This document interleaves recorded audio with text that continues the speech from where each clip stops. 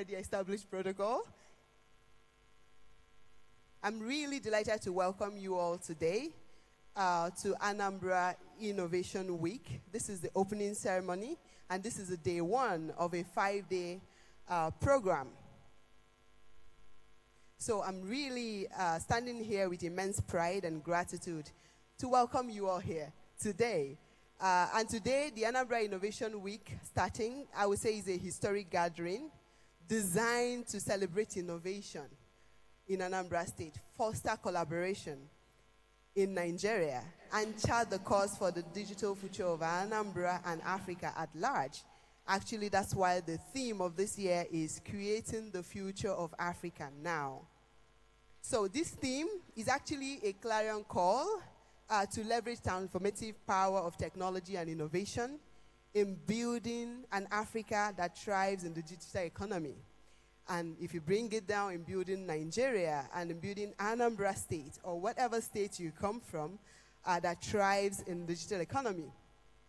So, and this, what we are doing today, what we are starting today, reflects the vision of Mr. Governor, who is our chief host, Professor Charles Chukwuma Soludo, CFR, who is committed to digitally empowered Anambra, building an Anambra where technology drives everything we do. And as you walked through the entrance, you would have seen everything technology everywhere. That is a mantra the governor is deliberately pushing within the government and in the larger Anambra society. And that's actually why we are here today. So in 2022, Governor Soludo came up with the concept of the Solution Innovation District and established it to become a cornerstone for building this agenda, especially with the Anambra people. So this bold initiative has since become a beacon for innovation, nurturing startups, empowering young talents, building the Anambra digital tribe, and driving the state's transition into a knowledge-based economy. So from hosting groundbreaking training programs like Code Anambra, Level Up Anambra, Teens Digital Bootcamp, and all the other programs we're rolling out, the Business Incubation Program. So to developing a framework, part of what will come out of this Innovation Week will be our framework for a robust innovation policy, I would say. Call it Anambra Digital Economy Blueprint. So we already have a team who are working on that, and we have the support of the UNDP, technical expertise of UNDP and Meta in making that happen. So SID had made remarkable strides in positioning Anambra as a hub for technology and entrepreneurship in Anambra, in Nigeria, and in Africa, because our goal is actually to serve the world. Today, this platform stands as a testament to how visionary leadership can ignite transformational change. So I'm just going to take a minute to give you an overview of what to expect in the next 4 days. That's from today to the 29th. So today, what we are doing here today is the opening ceremony and then laying the foundation for the discussion that will happen the entire week.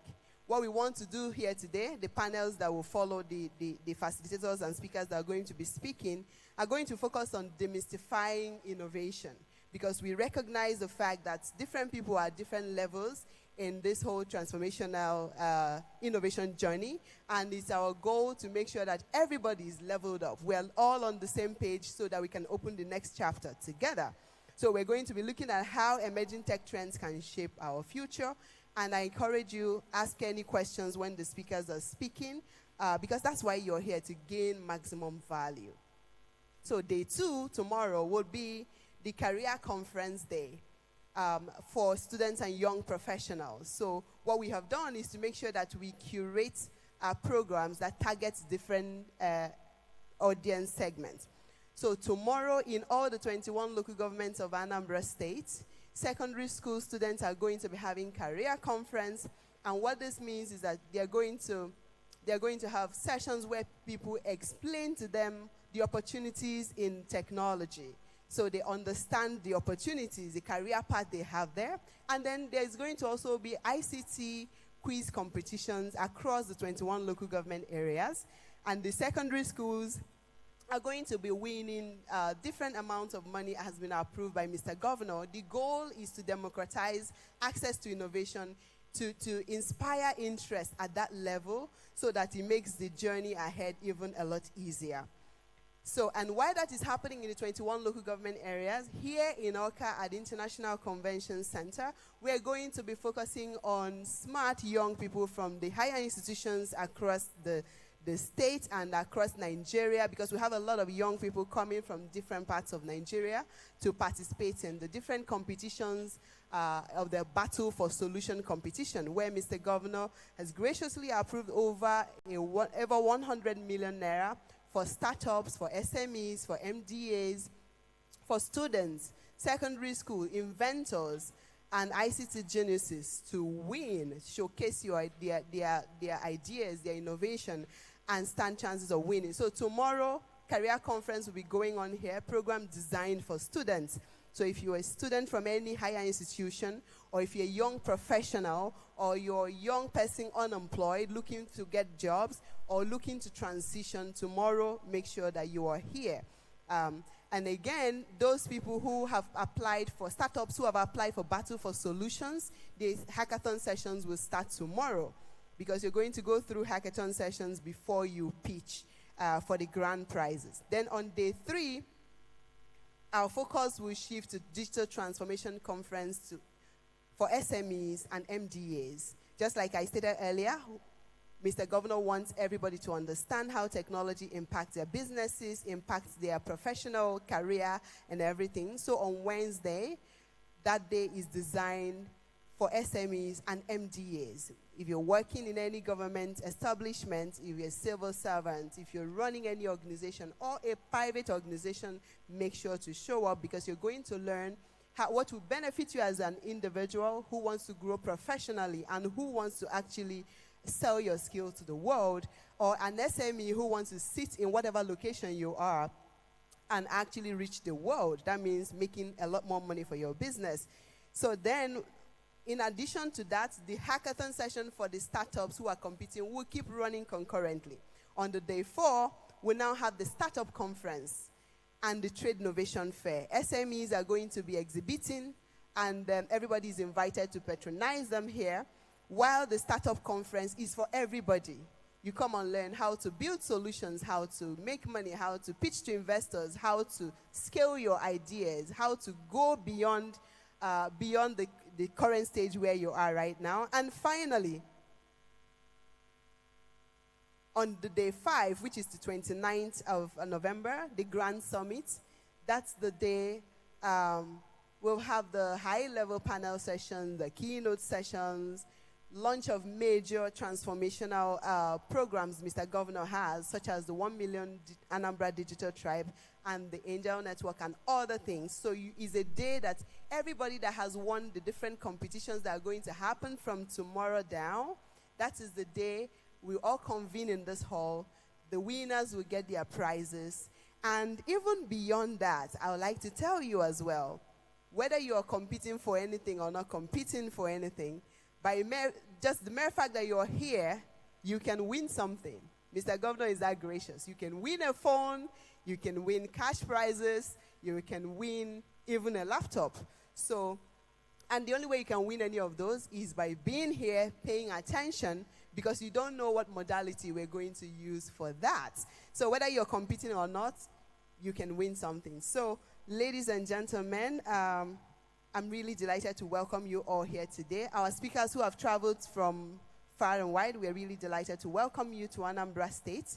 And as your host, the governor is the chief host. As your host, I encourage you all to immerse yourselves in these sessions. Deliberately connect with fellow participants, just like the MC had earlier advised. Embrace the spirit of innovation. Just be open. You never can tell what's next. You never can tell who's sitting next to you. Don't look at sizes of shapes of body. Okay, that's how angel investors are. So you connect, network, because that's the only way you can actually reach the world. Okay, so let us create solutions, because that's what this is about. Mr. Governor is Mr. Solutions. So this week is the week of solutions. let us create solutions from Anambra State that will resonate with the world, that will solve problems in the world and shape the Africa of our dreams. So once again, I welcome you to the Anambra Innovation Week. And let's innovate, let's collaborate, and let's transform the future, starting from this very event. Thank you very much, and I look forward to enjoying the week with all of you. Thank you.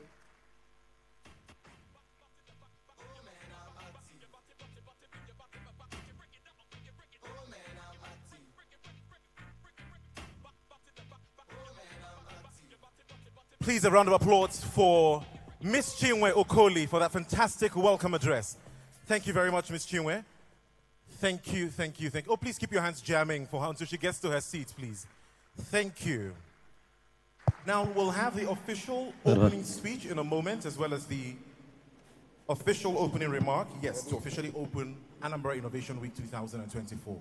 But before that, just like Ms. Chinwe said, this week is an opportunity for you as young people, business owners, to tap into opportunities present, collaborations present, to scale your business or whatever skill you have to the next level. Now, most of you might have come here because of the over 100 million in prizes to be won. But I tell you, aside that, this right here is an opportunity for you to tap into what the digital, technological, and innovative plan for Anambra is.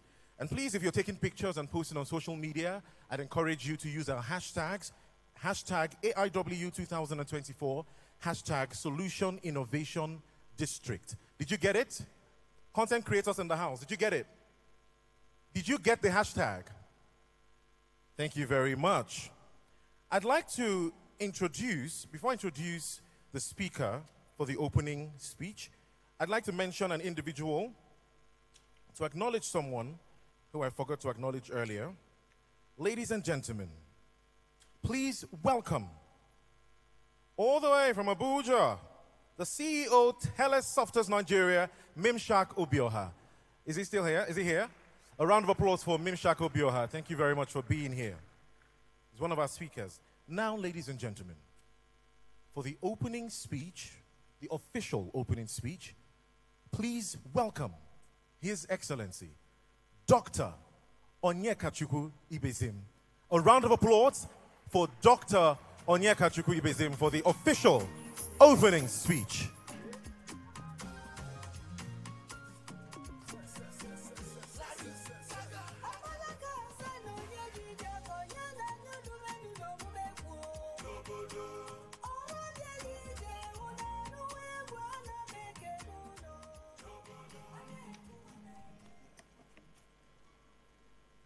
Sorry, you can sit down.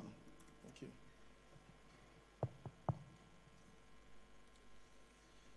Sorry, I think, am I loud enough? Hello? I think all of us are suffering from the weather. It just came like a bang, and I lost my voice, but thank God I'm picking up.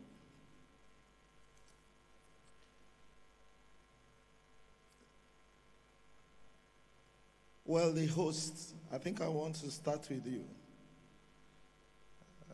You're the host. Mr. Governor is the chief host. It's very important we mention that.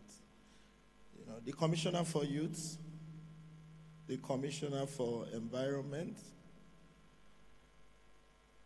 the Special Advisor Youth Empowerment,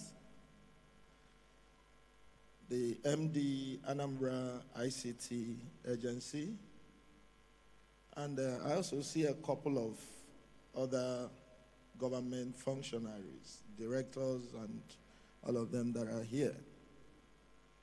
Then the guest speakers and the other people that will make this event happen. Well, mine is going to be simple and short, because in a couple of days we expect the chief host to be here with us. We as a government,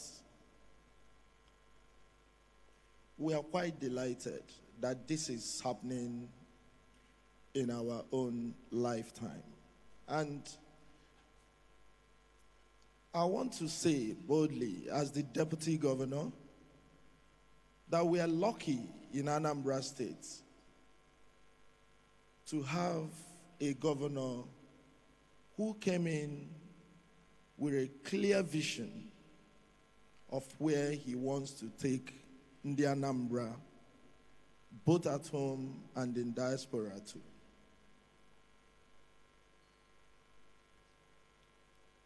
In the youth sector, Mr. Governor demonstrated this even by the composition of his executive council.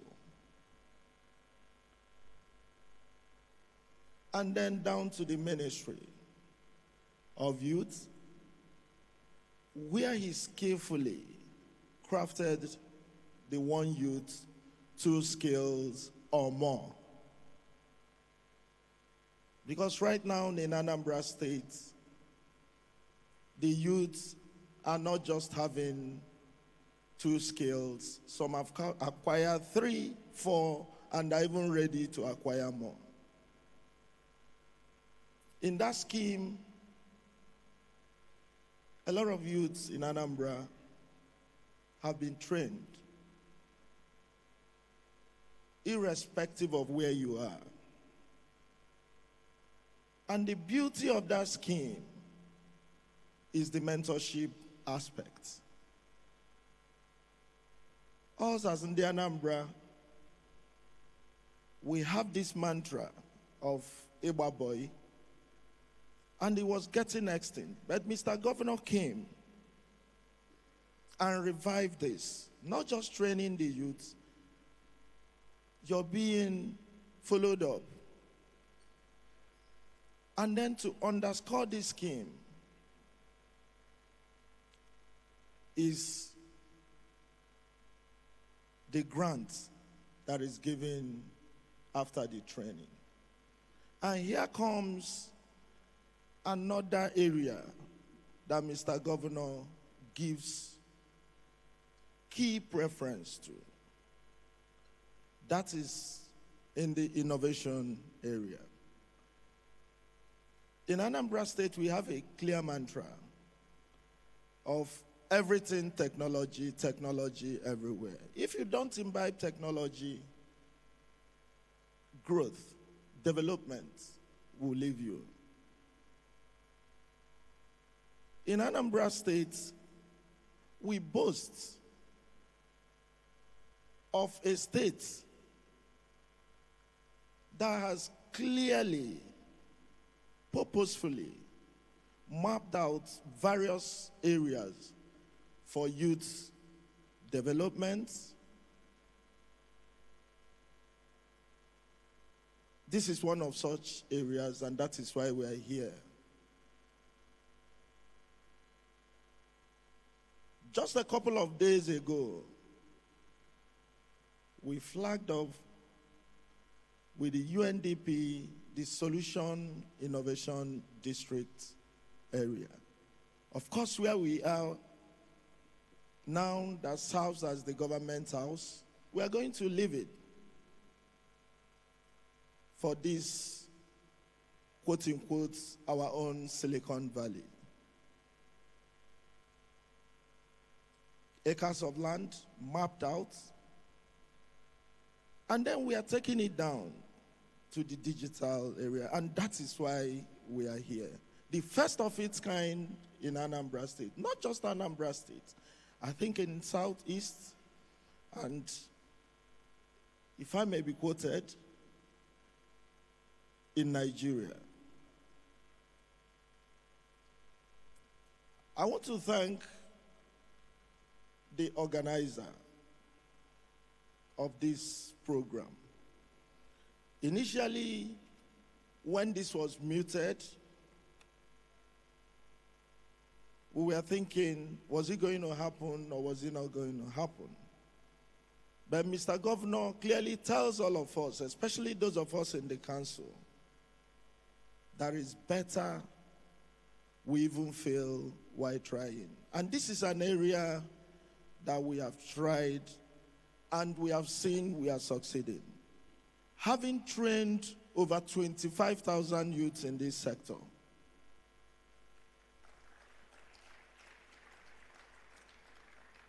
and the beauty of this training is that some of the trainings that would have cost the individual as much as 4 million or 5 million, considering the rate of dollars down to naira, they were done free.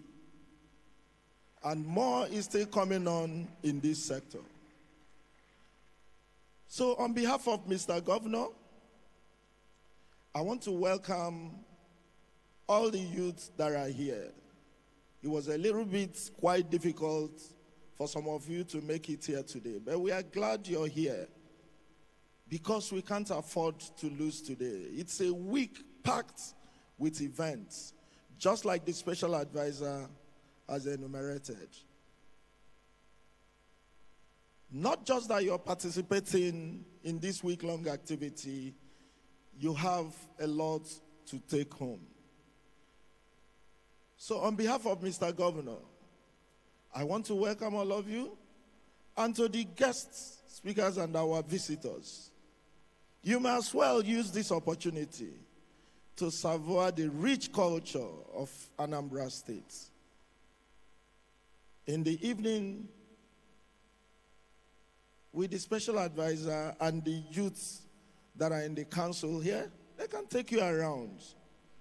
And then you savour the evening life that exists in Anambra State. Just before Christmas, or maybe shortly after that, we'll be flagging off this Solution Fund City, and then a lot of other projects that are going on in the state. Mr. Governor has transformed Anambra State to a construction site. We have 21 local government areas in Anambra State. There is no local government area in Anambra State that you don't have one project or the other going on. So we welcome you to Anambra State, and we implore you to give your best to these, our youths. And then to those that will join online, we also say welcome and see that you make the best use of these few days that is packed with activities. On behalf of Mr. Governor, I declare the maiden edition of the Anambra Innovation Week open. Thank you, and God bless you.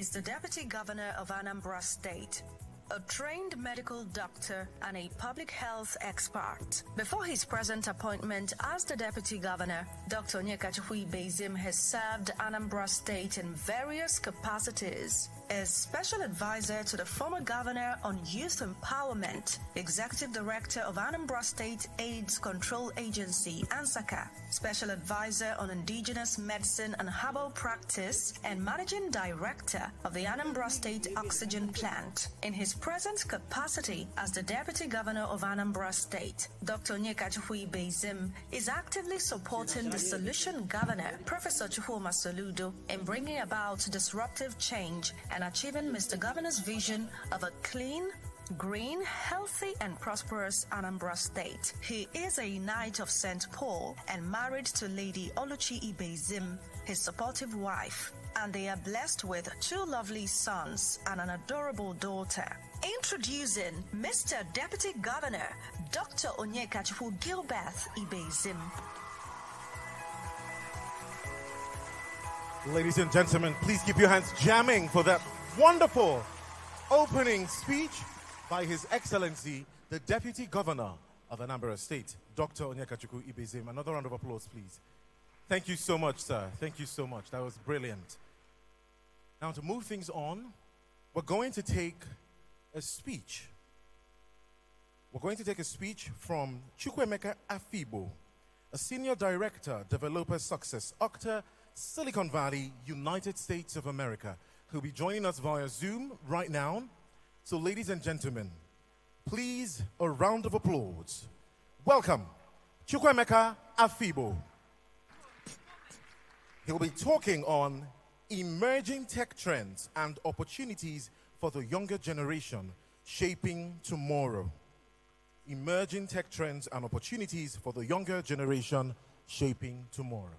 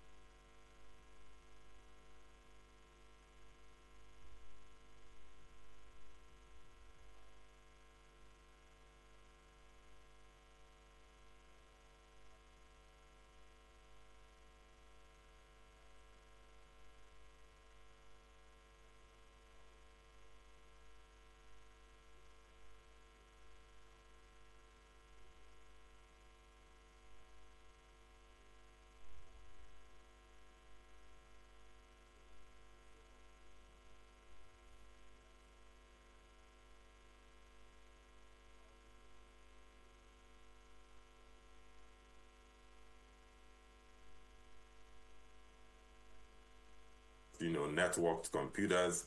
Now we have networked devices. You have things like a smart fridge today that can look into your fridge, tell you the ingredients in your fridge and what kind of food you can prepare with those ingredients.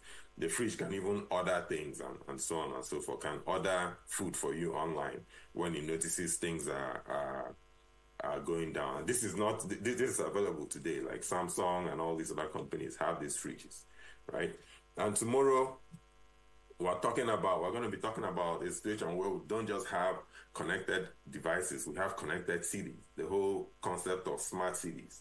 And this is already coming up, but this is going to be a thing tomorrow, right? There's no doubt about it. Of course, we know about blockchain, right? Of course, when we're talking about blockchain, everybody's mind goes to crypto, but it's not just crypto, right? It's the underlying technology, which is blockchain. And the question it is trying to answer is, how can we create a decentralized, transparent, and secure system of record that is resistant to tampering and censorship? So instead of having, all your computers try to talk to one server to get the truth, in quotes, or information, that information is stored with everybody. Everybody has a copy of their own information, right? Whether it's, by everybody, I mean every computer, every phone, every person, however you want to define it, every node has its own copy of the truth. And it is impossible to tamper with that record. That's basically what blockchain is saying, right? And obviously everything got kicked off with Bitcoin. And now we're seeing all sorts of wonderful things happening, like in the gaming and virtual reality communities, where they use blockchain and all these blockchain-based technologies to manage and secure and transfer assets, right? That's where we are today. And in the future, the conversation that's happening now is around the intersection of blockchain and AI, or blockchain and IoT. So instead of having, for example, all your connected devices talking to one central server, what if those connected devices are talking to a blockchain instead, right? And what would that look like if you throw AI into the mix, where AI is now managing that blockchain? Very interesting things coming up. And then, of course, we have virtual reality, augmented reality, which is trying to answer the question of how can we create immersive digital experiences that seamlessly blend the physical and virtual worlds. Right? There was a time when, if you wanted to communicate with somebody, you at best had to write a letter. From there, we had telephones. And then, we've got video calls at some point, like Zoom. And now, you can actually be in a meeting room with people, right? And it's almost as if those people are physically there. I have a friend who works for Meta. He works in the reality labs, and they are the ones who are actually building these headsets and stuff. And as a team policy in that team, they try to do a lot of their meetings using the headsets and in a virtual world. So, and he tells me that, man, this thing is just like when you use it over time, at some point you feel like you're just like in the room with your teammates, even though they're across the wall. That's kind of where we are right now. And in the future, we're going to get to a point where, if some of you have watched that film called Minority Report and things like that, where you can easily manipulate virtual objects in space and information moves around in space. So that's kind of where things are going to be tomorrow. And then we can talk about additive manufacturing, also known as 3D printing, right? So this is basically saying, how can we create physical objects directly from digital designs layer by layer, right? There was a time when, I think it was sometime in 1990 that the first 3D printer was created. You can see it on the image on the left. Today, we are it's possible to 3D print houses, right? So we went through the phase where you could 3D print objects like spanners and components of vehicles and stuff like that. Today, there's actually houses that are 3D printed. And the problem that this solves is that, at some point, you don't need to have, you have a digital design. You don't need to build a manufacturing plant specific to that design to be able to create, to build that design. All you need is a 3D printer that can print out that object and the digital design and the materials in, like powder form and so on and so forth. And you just put in the design and it prints it out, which makes it useful for things like, like the satellites in space. Now they can send designs to them with tools that they need, and they can print those tools in space. They don't need to transport the tools to space. They don't need to carry all the equipment needed to manufacture those tools, because you never know what you're going to need. But with 3D printing, you can automatically create this stuff.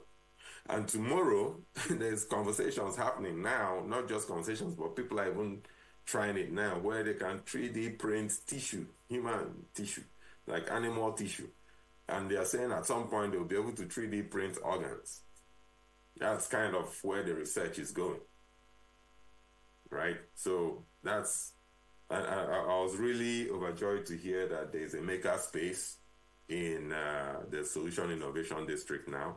And so, I'm almost sure, I'm hoping that there's a 3D printer in that maker space on several of them, so that I can actually get to see this thing work in real life. It's amazing. And then, I'll talk about skilled compute. What is skilled compute saying is trying to answer the question of how can we efficiently process and analyze massive amounts of data to extract valuable insights and drive information. So all this stuff we're talking about, AI, virtual reality, blockchain, all those things, it relies on computational power. It relies on computational power.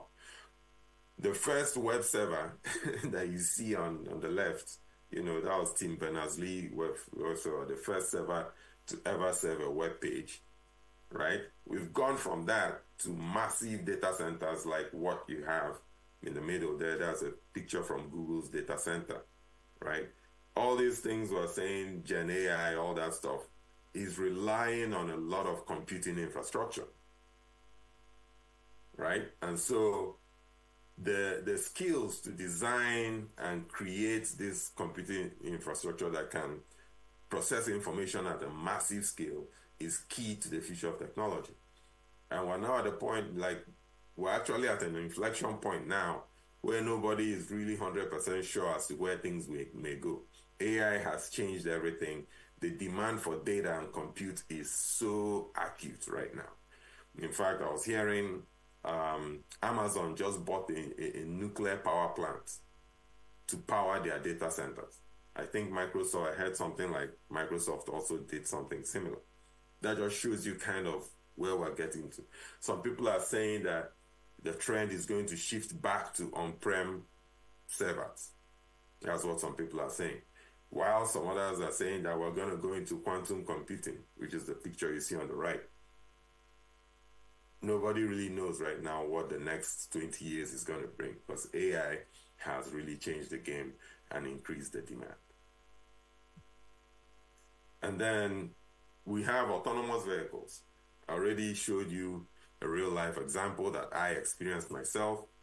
The first time anybody tried to have an autonomous vehicle was sometime in the 1920s, believe it or not. That's what you see on the left. Somebody created a vehicle and used radio signals to try and control it. Today, and at that point it was like a pipe dream. Today we have things like Waymo, that I talked about from Google. Tesla also has a self-driving functionality in their cars that you can activate, even though that one requires a human to be present in the driver's seat for it to work. But we're getting to a point where, people will be able to commute from city to city, without a driver. This is going to disrupt public transportation. It's going to disrupt things like food delivery services. It's going to disrupt a lot of things. And this one is really like the only thing really standing in the face of this happening is government regulation, at least here in the US. The technology is almost there. I've experienced it myself, you know, and so it's only interesting, right? How can we develop vehicles that can perceive their surroundings and make intelligent decisions and navigate safely without human intervention? I think it's already happening, right? It just needs a few more tweaks here and there and the right government regulation, and it's going to happen, right? So, you know, we've talked about these technologies, but the big question is, does Africa have a place in this future that we talked about? The future that is being shaped. What is Africa's role? What is Nigeria's role in it? Are we even part of the plan? Right? That is the million-dollar question right there. Are we even part of the plan? On the screen here, I have screenshots from, I'll say, the 3 biggest cloud providers, right? And these screenshots show where their data centers are located globally. Right? You don't need to be, you don't need to be an Einstein to tell that there is something interesting about this map. You know, if you add up all the sum of all the data centers, you see that Africa is bringing up the rear with 2 data centers. 2 of them in South Africa. Right? This is just one example. There are so many maps like this where you see different tech trends or where different technologies are being deployed, and the Africa part of them. This one is even good because there's at least 1 dot in Africa. But in most of these maps, whenever you see technologies or unicorns or whatever it is, things like that, a lot of the time you find out that Africa is empty. And deep tech is no exception to that. So the question is, what is our place in this future?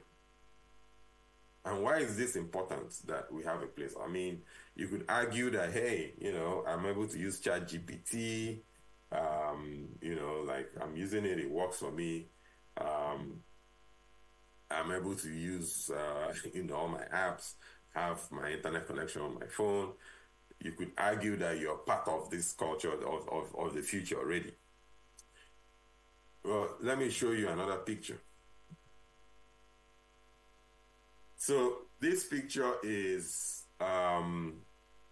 recently OpenAI launched the latest version of their model that they're going to release.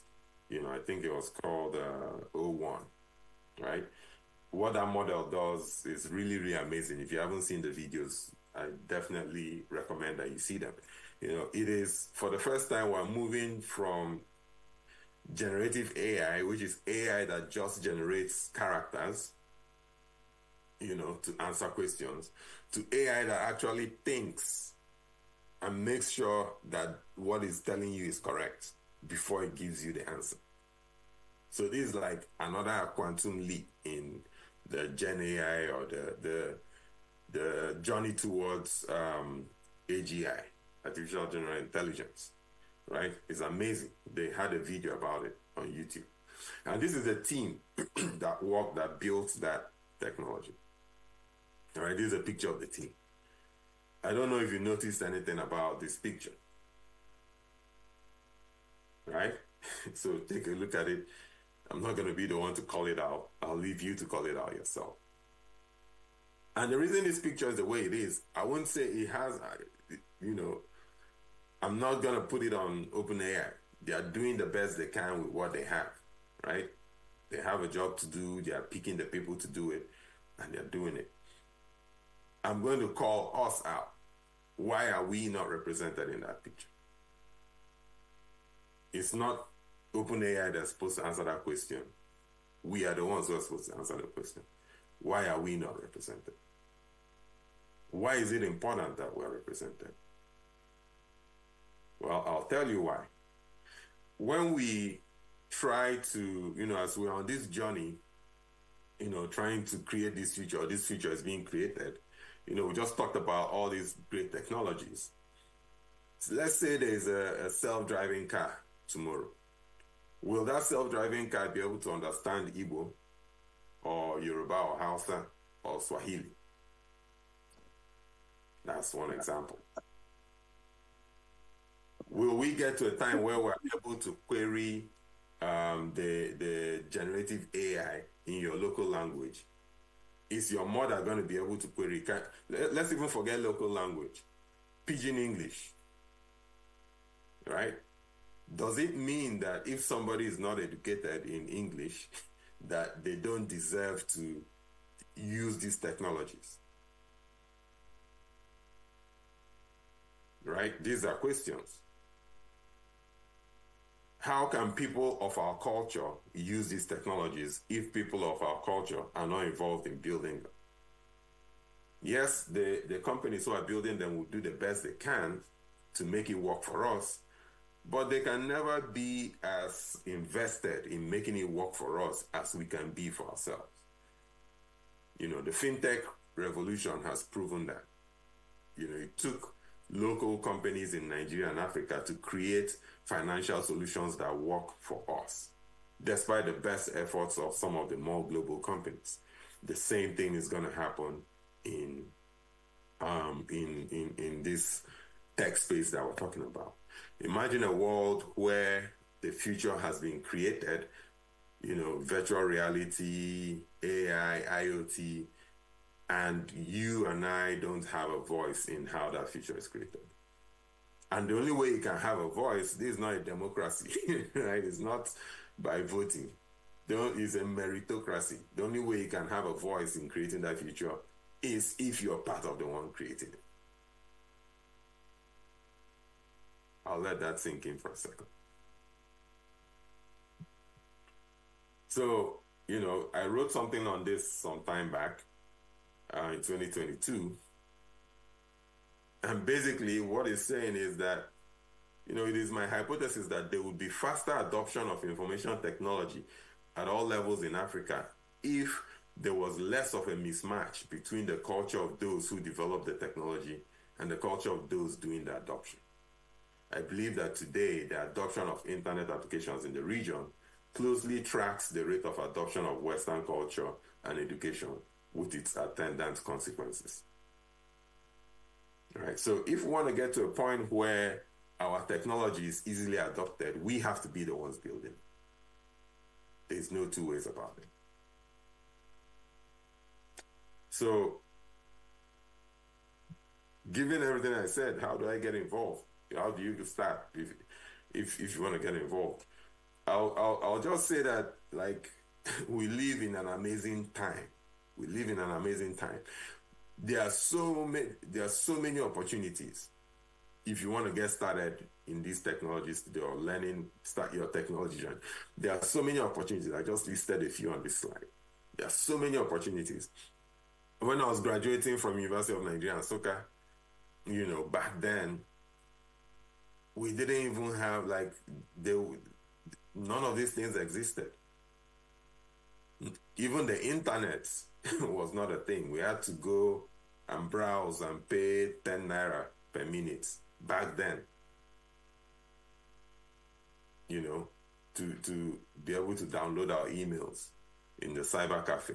If you wanted to download something more than emails, then you needed to do what we called overnight browsing. We had to travel all the way from Nsukka to Enugu to do it.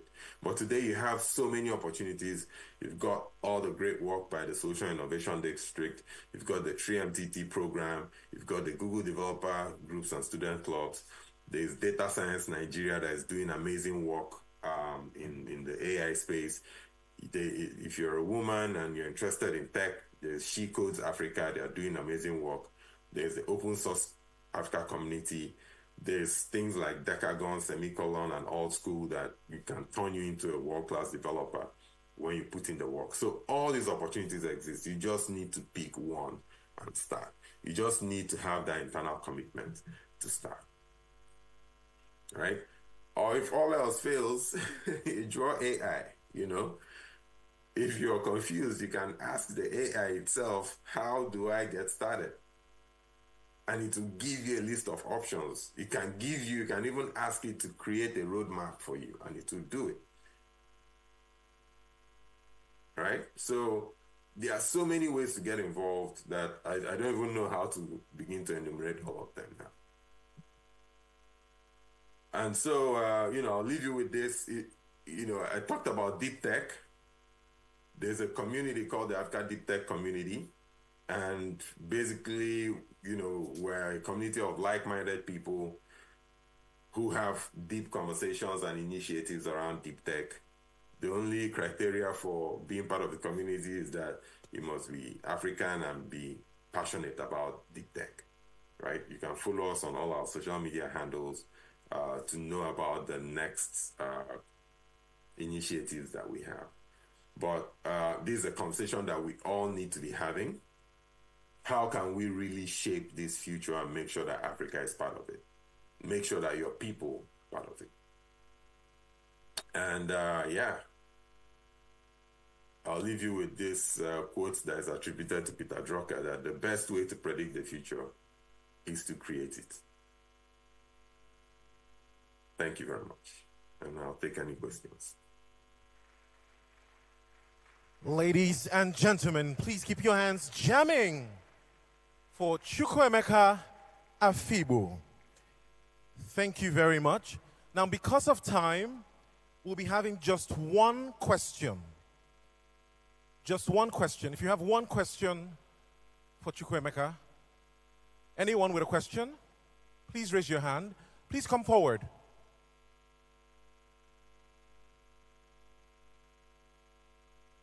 I was at an event recently where I met a couple secondary school students. To my greatest shock, a lot of them use ChatGPT to answer certain questions, from schoolwork to just a lot of things. How are you doing? What's your name? My name is Ken Nwanfo. Ken Nwanfo. Iken Nwanfo. Please, what is your question for Chukwuemeka Afibo? About this AI coding, or AI intelligence. I know about using codes to create AI, like using HTML. It's something new that I'm doing as a developer.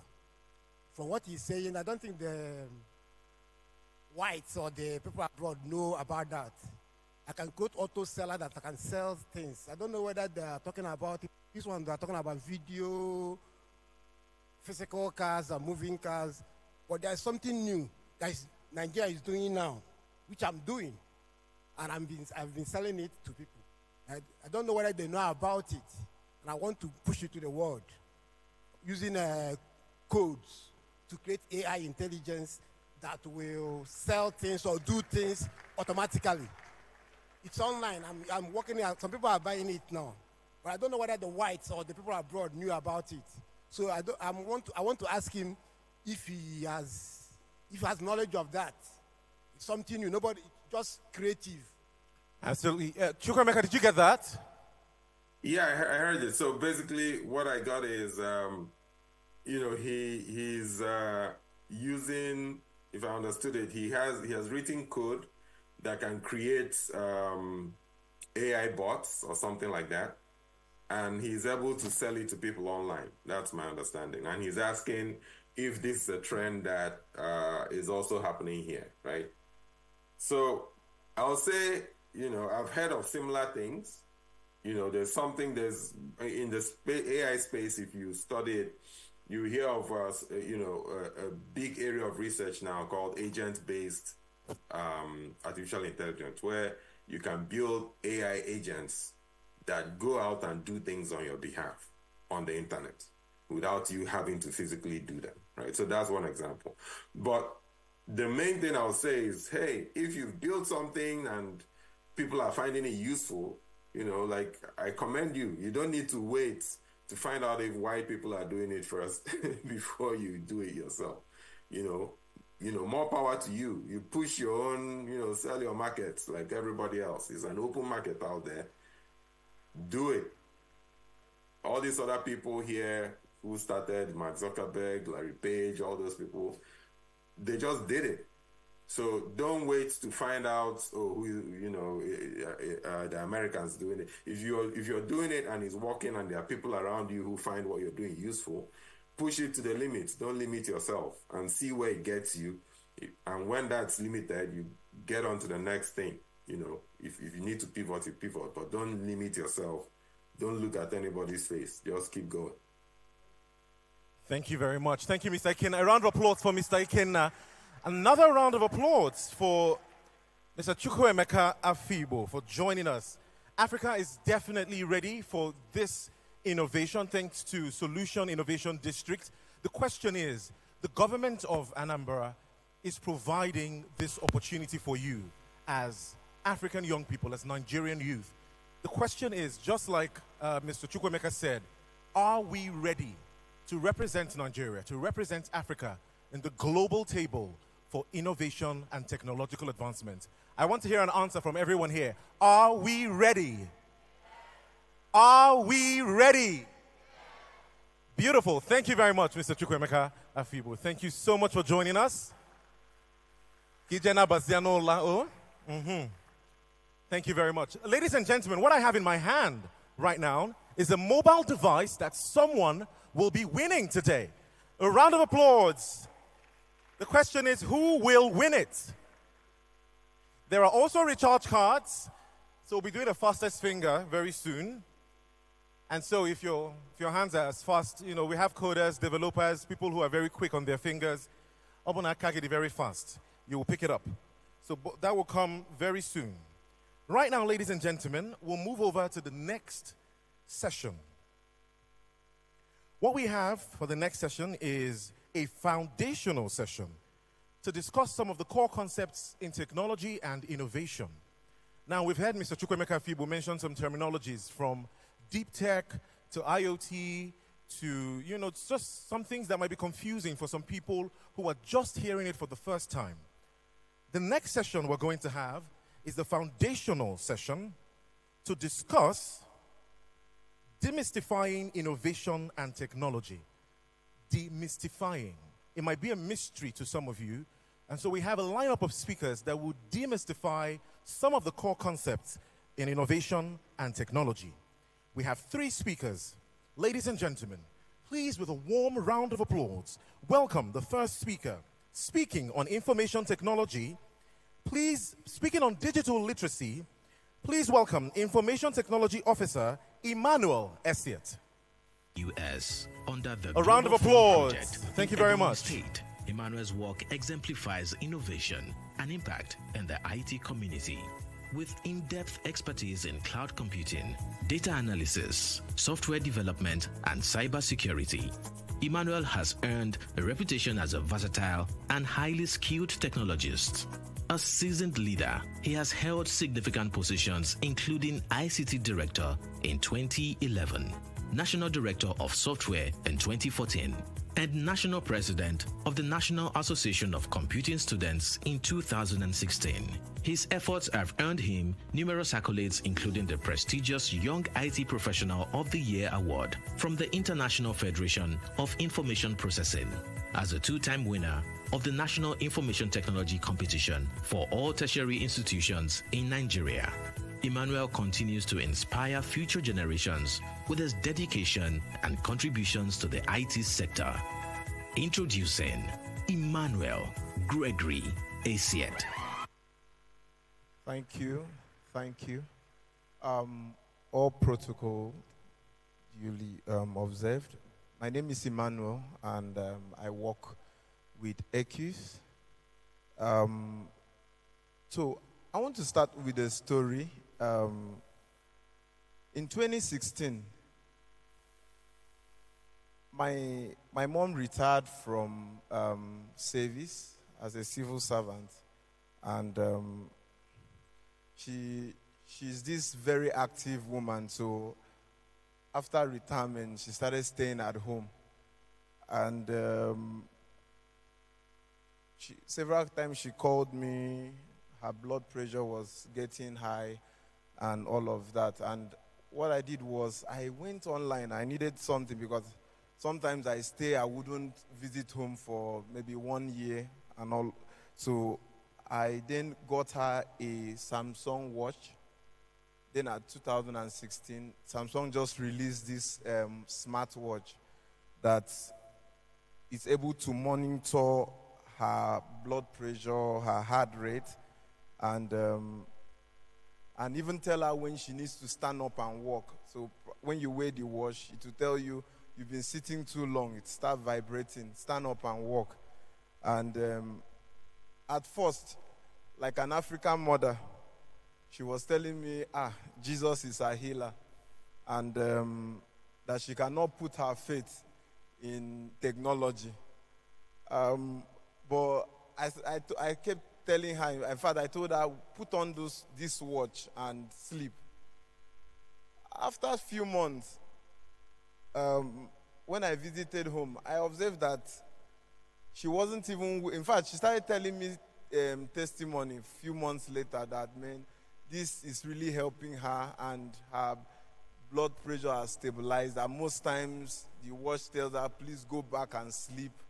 And she's taking her naps the way she's supposed to do. But when I visited home, one surprising thing was, I observed that she's not even wearing the smartwatch I gave her. She had bought another one.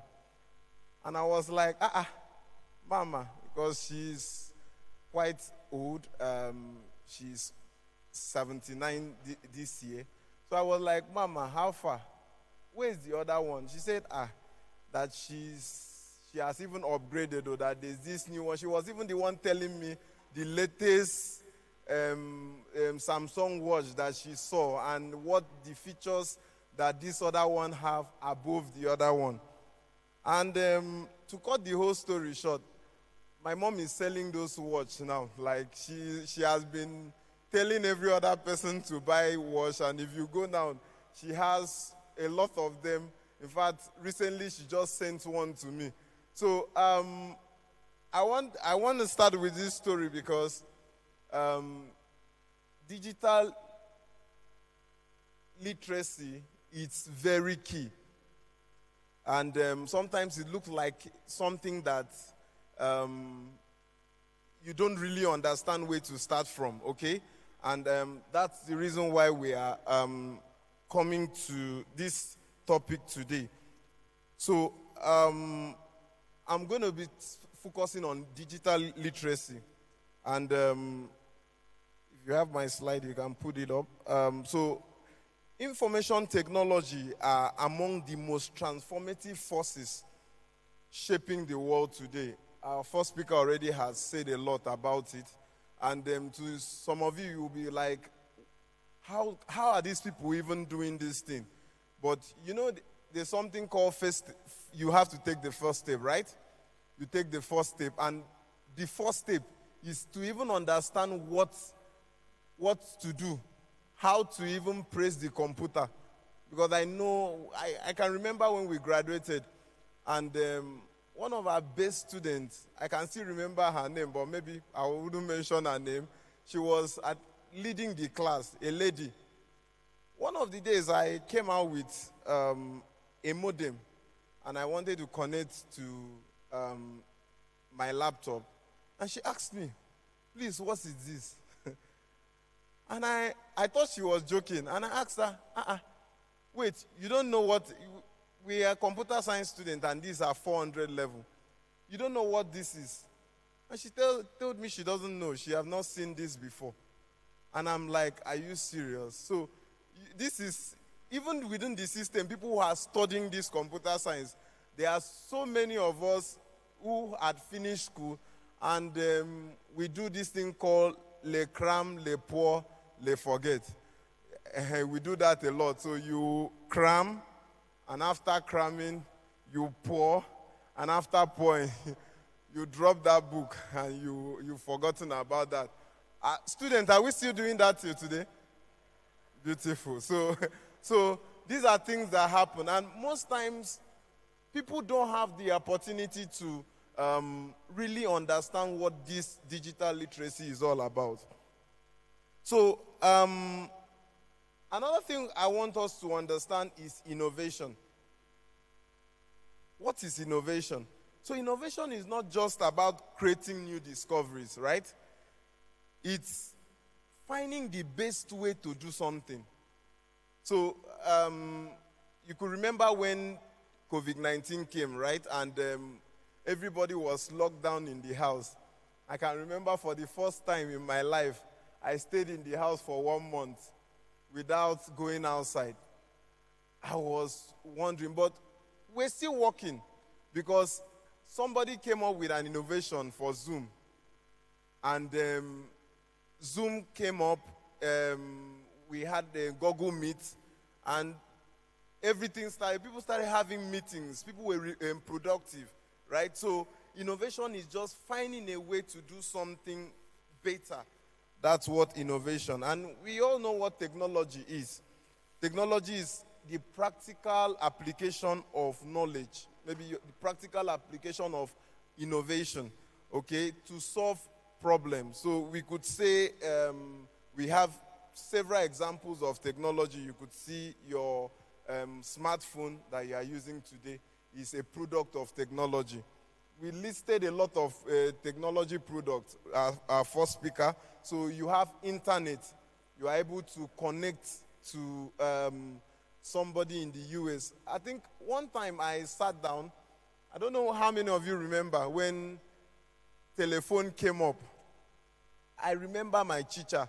I went to a private school at some point, and then I went to a government school. So I remember one teacher, and it was a deeper life school. So one teacher was teaching CRK, Christian Religious Knowledge, said anytime he comes to class, he would preach against mobile phone. That is the mark of 666.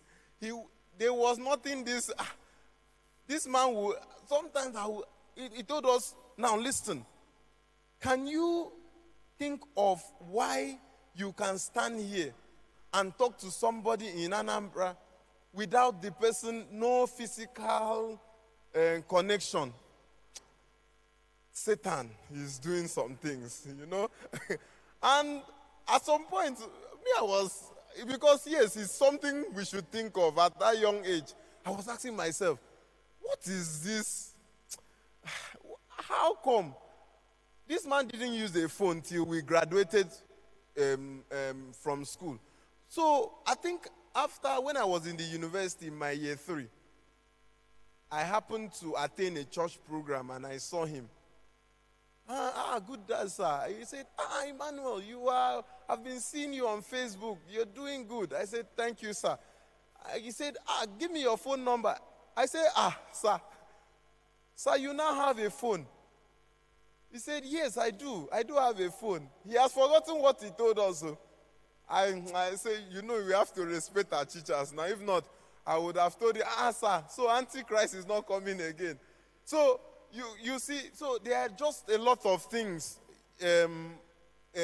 technology has done, and most times look very unreal, okay? So, now, I want to go to why technology and innovation matters. Because I want to touch that before I go into digital literacy. So you see that technology cut across all fields. There's no field technology does not. You go to law, you go to I was talking with one of our speakers this afternoon. I was telling him that there's actually a solution we are thinking of creating. And he was laughing because what I was telling him it looked like, in Nigeria. So we're looking at a solution that solves judiciary problems using AI. And I was telling him all the features this system will carry. I hope it will be accepted in the country because it will really solve a lot of problems. So these are things that the benefits of technology in all sectors. So there's no sector you will say, I don't need technology. So in fact, you even need technology to complement your sector. So you go to medicine, you find out that people, I happen to travel to a country where we went to a hospital because it was medically related. A robot was actually doing an operation with just doctors monitoring from a distance. There's a particular room they were sitting to monitor. So, and I think the operation did not take up to 20 minutes. Everything was true. And that's the area we are going to, all right? So, now, let's go to talking about why you must be a digital literate. You don't have a choice. You have to. And for the fact that you are here today, you must go home with this. So, number one, cybersecurity awareness. I will give you an instance. If you are a digital literate, there's something you would know. I happened to solve a particular case where somebody said he connected to a public Wi-Fi and all his money from his bank was removed. Cyber security awareness, which is part of being digital literate, will tell you that you are not supposed to connect to a public. You've seen, if you're on your Wi-Fi now, you will find a lot of free Wi-Fi, right? Some of them are open. And you connect, especially in an ICT event like this. And maybe you connect and you want to do transfer. I'm sorry. If it's a hacker opening that, I'm sorry, your money will go. And that's one of the things. So it gives you this awareness for cybersecurity issues, right? Then number two, you have improved access to opportunity.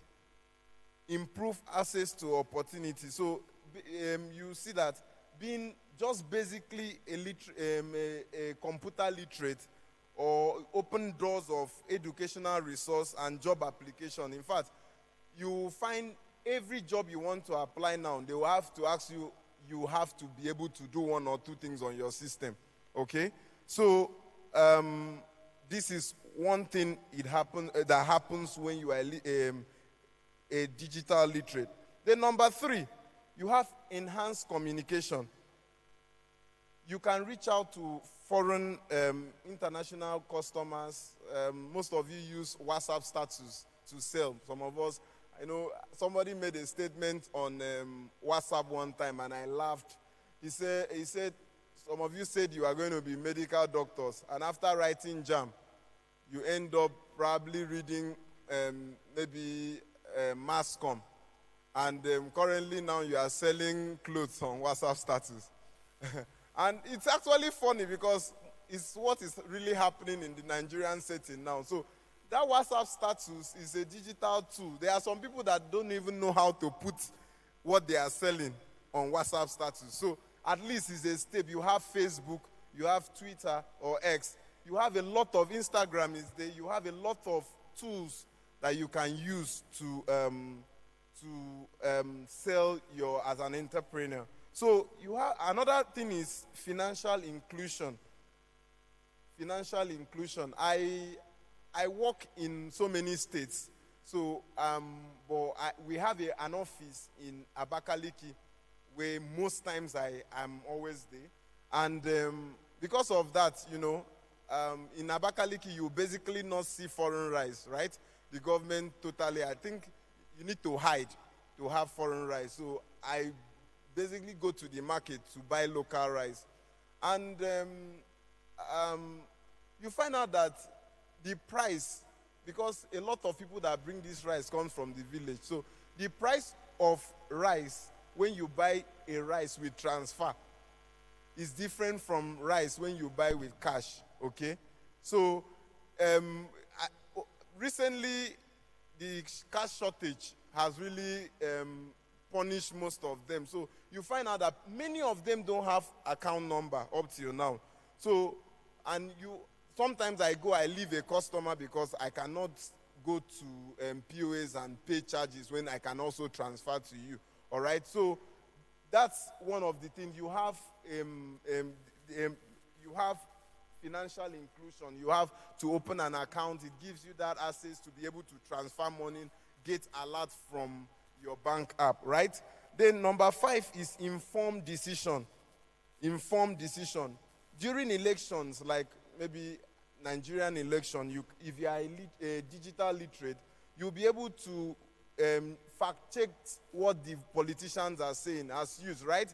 So you can actually check, oh, what is my governor saying? Is it true? And you will be able to fact-check and be able to make an informed decision of whatever you want to do. Okay? Then, number 6, access to health care. It is no more news that there are a lot of apps that can assist village people. There's this app I came across, Tremendoc, where you have a doctor speak to you. A doctor can speak to you, counsel you using your application, and you don't really need to see the person. Okay? I know of that because when they are advertising the app, they also say the app has done a lot of pregnancy, like you are giving birth, that app, the doctor would guide you through the process. Maybe you have a nurse there, and he will guide you through the process of giving birth. So these are apps, and you can't just use this app without being digitally inclined. Okay? So preparation for the future of jobs. Very soon we are going to get to a point where remote jobs will be the next big thing, right? How many of you are working remotely now? Can I see your hands? Students, how many of you are working remotely? So sometimes I worked with Microsoft remotely, and trust me, it's something you need to try going into. So because when people are complaining of money and dollars is going up, there are some people in Nigeria that are praying that dollars should go up, right? Do you know that? Because by the time you are paid in dollars, I was paid $23 per hour, and I worked 8 hours a day. And by the time you work 8 hours a day and you hear that dollar is now 1.5, what will you be doing? Will you pray that it should go down or go up?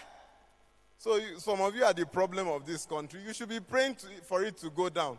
So when you get a remote job that pays you in dollar and you calculate the amount of money you make in a day, you understand that you should align yourself with be a digital literate. Then the second to the last is boosting entrepreneur.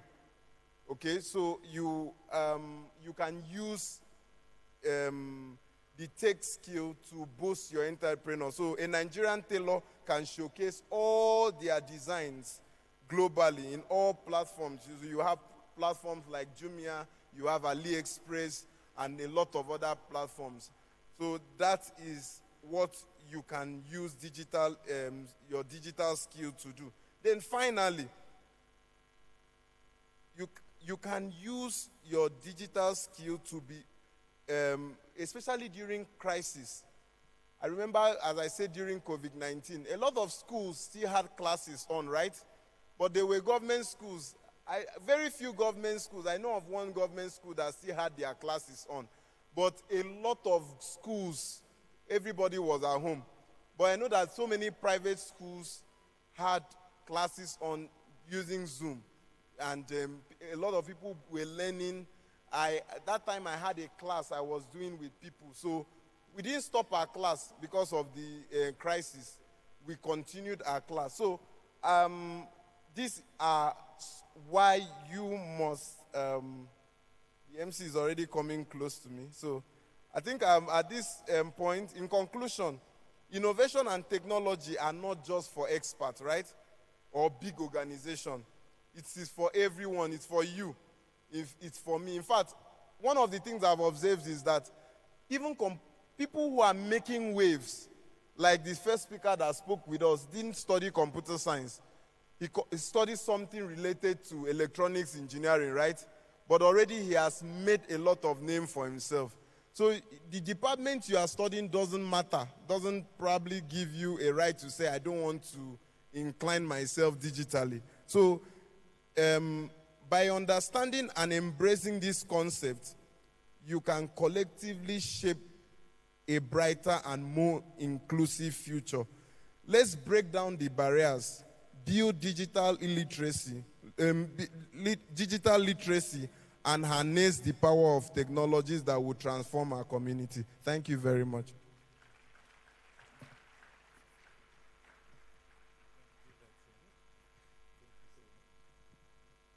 Thank you very much. A round of applause again for Emmanuel Essiet. Thank you very much. Now, for our remaining speakers in this particular segment, please, please, please, because of time, we'll have you speak for 5 minutes only. Biko Kayali Noguna stage. Biko. Please welcome to speak on Innovation Cycle, the Chief Executive Officer, Innovation Growth Hub, Mr. Daniel Chinagozie. A round of applause.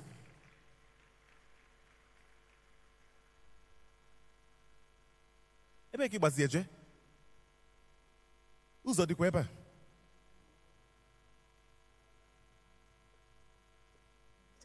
Chinagozie is the CEO and co-founder of Innovation Growth Hub, IG Hub, located in Aba, Abia State, Nigeria. Established in 2015, IG Hub focuses on nurturing tech startups and entrepreneurs in Nigeria's southeastern region through its network of hubs in Onitsha, Aba, Asaba, Owerri, and Umuahia. IG Hub provides mentorship, co-working spaces, business support, and technical training. The hub hosts events such as Startup Weekends, IG Hub Developers, and Netpreneurs Fellowship, and IG Hub Kids Code Camp. Daniel's work fosters innovation and entrepreneurship in a region traditionally overshadowed by larger cities like Lagos. His collaboration with local and international technology and development partners have made him a sought-after thought leader in technology, strategy, development, business incubation, and career growth. Daniel is married to Christine, and they are blessed with 3 wonderful children. Introducing Daniel Chinagozie. Okay. Good afternoon, everyone. The Anambra, good afternoon. Yes, I want to say thank you to the organizers of this great event. I want to say thank you to our amiable governor and our deputy governor. Thank you so much for having me. And my own sister and friend, Chinwe. You know, I always tell you when you call, we'll answer. And my brother and my boss, who is going to come after me, whose sandals I'm not able to lose. They asked me to speak on the topic, demystifying innovation and technology. And then my angle is innovation life cycle. What is innovation? How does it flow? I don't know whether you're seeing my slide. Is my slide up? Okay. I'm a true story of demystified innovation, or innovation demystified. Because I actually didn't study anything that has to do with technology. Like the big boys and girls that study computer science that will teach us, that have said things. I went to school because I'm an Aba boy. I was born in Aba. I grew up in Aba. I went to school in Aba. And I was lucky to go to secondary school outside of Aba, and they made jest of me a lot. They made jest of us because then Aba was one of the dirtiest cities in Nigeria, or the dirtiest if possible. So I wanted to go to school to learn how I can make Aba a clean, beautiful city. So when others were thinking of studying medicine, law, and all that, I didn't know what to study, but I knew what I wanted to do after I finished studying what. So I was asking them, what will I study to help me clean up my city? And that was what led me to studying environmental technology.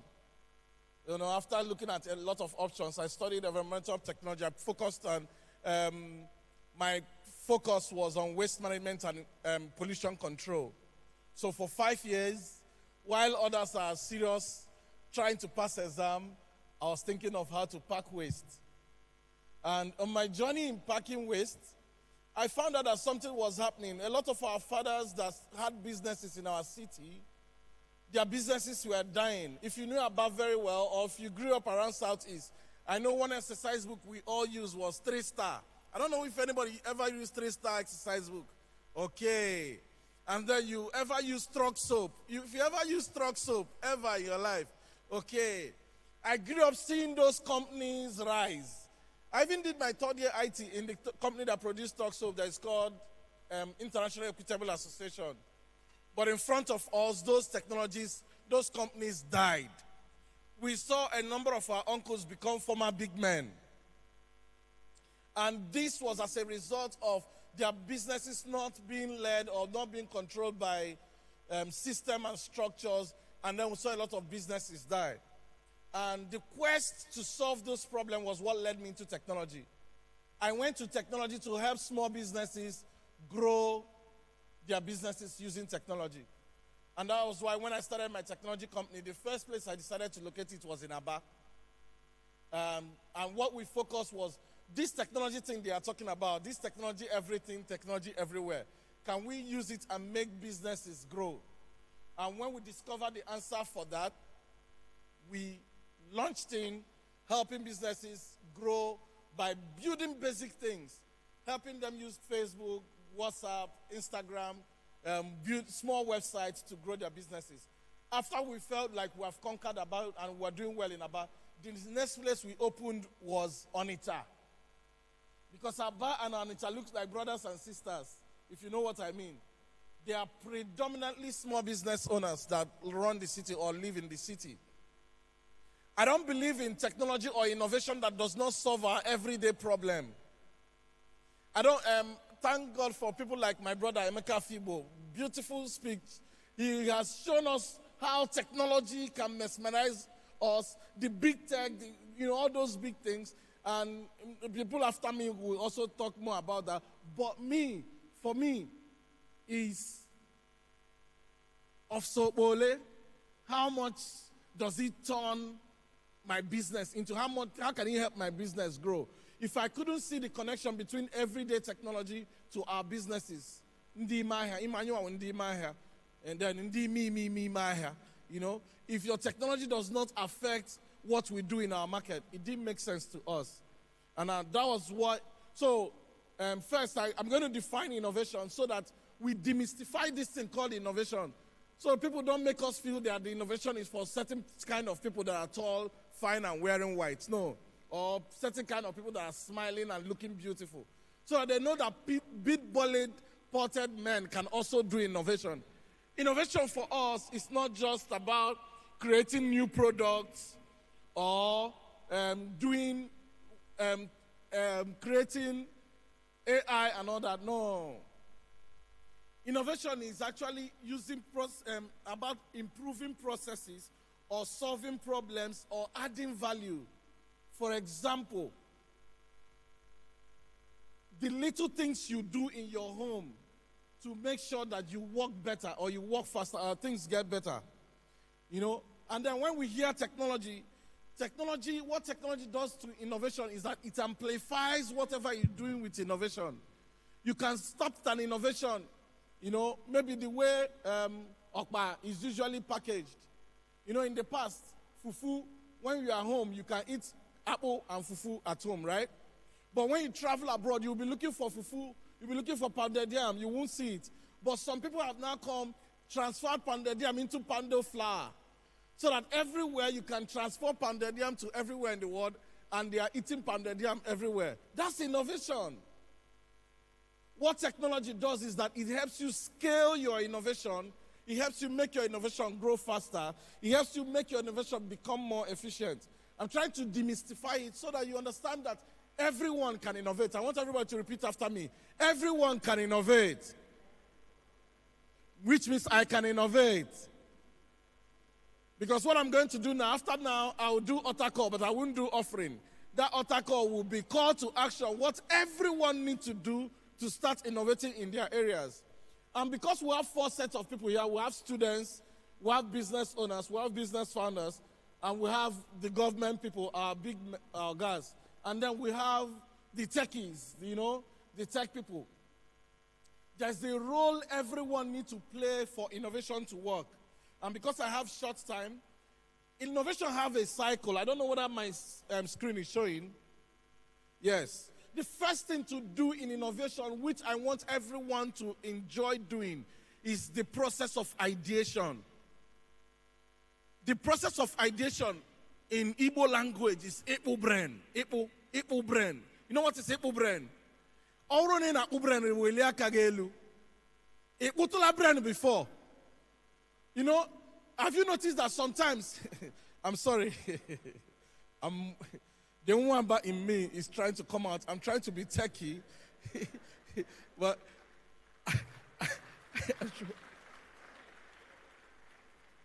you know, sometimes something happens, but you want to find a different way to solve it.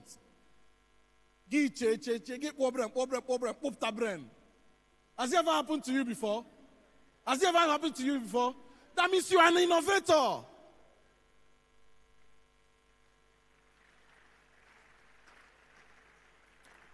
But let me shock you. But what you do is that what makes you an innovator is you identify a problem. This is the problem, specific problem you want to solve, and then you brainstorm on your own. At some point, you also will brainstorm with other people. You can ask people, what do you think? How do we make our village popular? Let's say your village has a particular food that is not popular. There's a food I ate in Oka. I ate it in my friend's house. It's called nyoka. I don't know the reason why that food is not popular. If you are here, you have eaten nyoka, raise up your hand. Almost everywhere. If I ask this same question in Aba, the hands will be less. You have not even transported nyoka to Aba, not to talk of taking it global. So it tells you that the first strategy session that needs to happen is, how do we transport our own food, our own drinks, our own culture to the world? And then everybody will start bringing out their idea. This person will say, okay, let's package it like this and do it like this. This person will say, let's do Anambra Food Festival so that people can come and eat.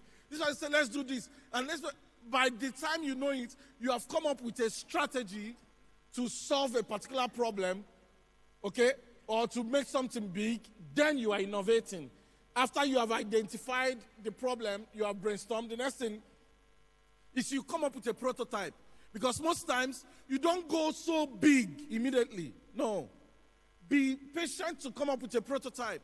Be patient to come up with a small size of what the solution looks like. And after you have come up with a prototype, then don't keep your idea. You know, some of us have beautiful ideas, especially when you are in the bathroom singing. Something will come into your head. You say you will. You will notice that idea will run away and you will not remember it again. Has it happened to you before? But immediately you come out of the bathroom, please write it down. Sketch it. Some of you need to be sleeping with pen and paper in their bed, by side of their bed. Because there's a time of the day that you will know your mental system work better. And you need to put it down. You need to bring people together. You need to roll it out. After you have implemented it, you need to scale. Now, why I'm saying this thing is that it has happened to me. Mwaba, that was born by the side of a market, I started innovating because I found the right skill set of people that can build things around me. I have the developers, I have the designers, I have the DevOps all around me. The only thing I need to say is to explain to them in stories how this problem can be solved. And then they will go and solve it, build something like it. I know when it's built right, and then I'll correct, and then I'll launch. Now, let me break it down. If you're a student here, it's simple. Cultivate the curiosity and learn problem-solving skills. Just every time, let it be, I want to solve a problem within my system, use low-cost platform, use small things, use, there are tools. During the program, we have discussed we're going to set up labs here with computers so that we can give people opportunity to experience different solutions. How does Canva work? How does different tools work? Learn with small tools. Don't wait until you have become a solid programmer that can build the world before you start innovating. No. Start small, grow big. For small businesses, innovation does not mean you have to be expensive. You could start from, I know you want to build a platform that does everything. Start with building the basic ones. Start testing it. Start with using Excel. Start with using the day-to-day things. Start with opening a WhatsApp. Start with putting your picture of your product on your WhatsApp. And start with checking how, keeping record. When I was not putting my product on WhatsApp, I was selling 500 in a month. Now I'm putting on WhatsApp, I'm selling 1,000. So what do I do next? What can I do differently? You need to check those statistics. They are important. For government people, start up a challenge within your ministry. Ask them, how can we do this better? How can we do this, improve on our public policies? How can we use technology to increase our revenue? And let people come up with ideas, and let's implement those ideas. For techies, build solutions that align with real world. Please don't build solutions and people will say, can you handle me? No. I was talking with a couple of my friends last week, and I'm going to throw it out there for everyone that cares to hear, especially in the Igbo. If you are here, you have ever tested Nkwenu, raise up your hand. You have ever tested Ngwo, Nkwenu, which one, whichever you call it in your village. Now we found out that by in occurrence, after water body like rivers, sea, ocean, bottled water and all that, and oil, in terms of crude oil and all that, fuel and all that, the third highest occurring fluid, natural fluid in the world is Nkwenu. And they have made us see our Nkwenu as being bad. Okay, he's coming. I used to see when he used to drag people, so let me rush up. Just give me 2 minutes. But let me shock us. The same way they demonized our Ogogoro is the same way they demonized tequila in the past. But what the Mexicans have done now is that they've rebranded it, made it, love it as a culture. If you're a nightlife person today, you notice that tequilas have started increasing in the clubs. People are drinking more tequilas than before. And let me also shock you, your Ogogoro gin, well processed, is better than your Ogogoro. I shouldn't combine Ogogoro and gin. Your Ogogoro, because it's a brand of its own, is better than their gins, their vodkas, and their drinks, because it's made from a natural process and nothing was added before Ogogoro was produced. But we are waiting for innovation to come from abroad. Innovation does not come from abroad, it comes from the inside. So my charge to you is that if your father is a farmer, if your mother is a farmer, if you see palm tree around you, there is a possibility that the forex we are looking for might come from Ogogoro. We can package Ogogoro properly, distill it properly, set up distillation units across our cities, and then use barrels and age them over a while. After 3 months, their colors will start changing, and then we brand it correctly and we send it back to the world. And we will need to start thinking, how can we innovate in our food? How can we innovate in our clothing? How can we innovate in the things that mean well to us? Who says that we cannot take, they do Halloween and we copy it. Who said we cannot take Ebo, Mao, and send it to the world so that we celebrate our own culture? Across the world, you see Indian restaurants, Chinese restaurants. Why don't we have Igbo restaurants? Why don't we have Nigerian restaurants? Please, let's innovate around the things we do. Innovation is for everyone because everyone interacts daily with challenges. Innovation is about looking at these challenges differently. Technology is a tool you can use and make your innovation grow wide. If we sit down and put in processes and principles and processes, we can innovate and change our world. What's my call today? My call is start innovating today. Tell your neighbor, start innovating today. If you are a student here, start a small project with your friends to solve a problem on campus and talk about it to the world. If you are an SME, a small business, identify one area of your business that can benefit you, that technology can help you do better. If you're in government, pilot a digital tool to improve one thing in public service. Come to your ministry, your MDA, or your local government and insist that they will innovate. Come on, they have brain. No. Put them in a room. Say brain. When they bring out the brain, you call when you call CFA, they will bring in techies, Anambra techies. Anambra techies is one of the programs we are going to launch. We get them to build that brain at Uptara. And then you co-own it with government and private sector. And for the techies in DBEM, in the tech, you always with laptop and computers. Please, while you are waiting to build your own to become a unicorn, work on an open source project that addresses societal challenges. Come together as techies in India, Anambra. Are you people hearing me? Work on an open source solution that solves one problem in Anambra and let it be known that it's techies in Anambra that built it. And then we should use that power and innovate. Innovation and technology is about improving lives and solving problems in real world. My people, the more we embrace these principles, the better our lives will be. We need to know that every day we must innovate. And you are an innovator. Thank you and God bless.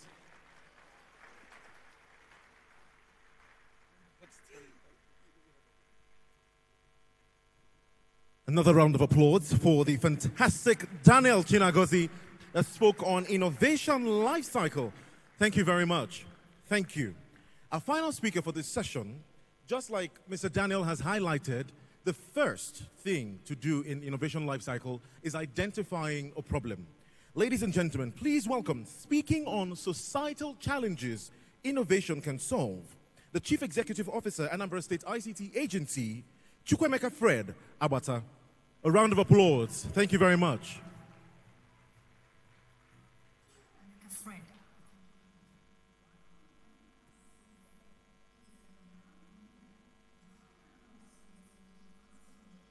As the MD CEO of the Anambra State ICT Agency, under his stewardship and in alignment with Governor Charles Chukwuma Soludo's vision of everything technology and technology everywhere, CFA is pioneering a future powered by innovation. Before transitioning into public service, CFA championed tech adoption across Nigeria as the host of Tech Trends on Channels TV and a weekly columnist for Punch newspapers. His entrepreneurial spirit shines through ventures like Pacer Ventures, Optimus AI Labs, Climate Action Africa, Ziki.ai, GoDo Hub, and Optimus Digital Future. CFA's impact transcends borders. Recognized internationally, he was invited by the Swedish Institute to engage with leading entrepreneurs in Stockholm and presented at the German Parliament in Berlin, sharing insights on Africa's digital economy. Introducing Chukwuemeka Fred Abata Jr., CFA. Thank you very much. I was wondering who we were talking about for a moment. Mr. Deputy Governor, always a pleasure, sir. My senior colleagues at the ESCO, Commissioner for Youth, Commissioner for Environment, and to our organizer, Madam Chinwe. Please a round of applause for her. Come on, encourage her. I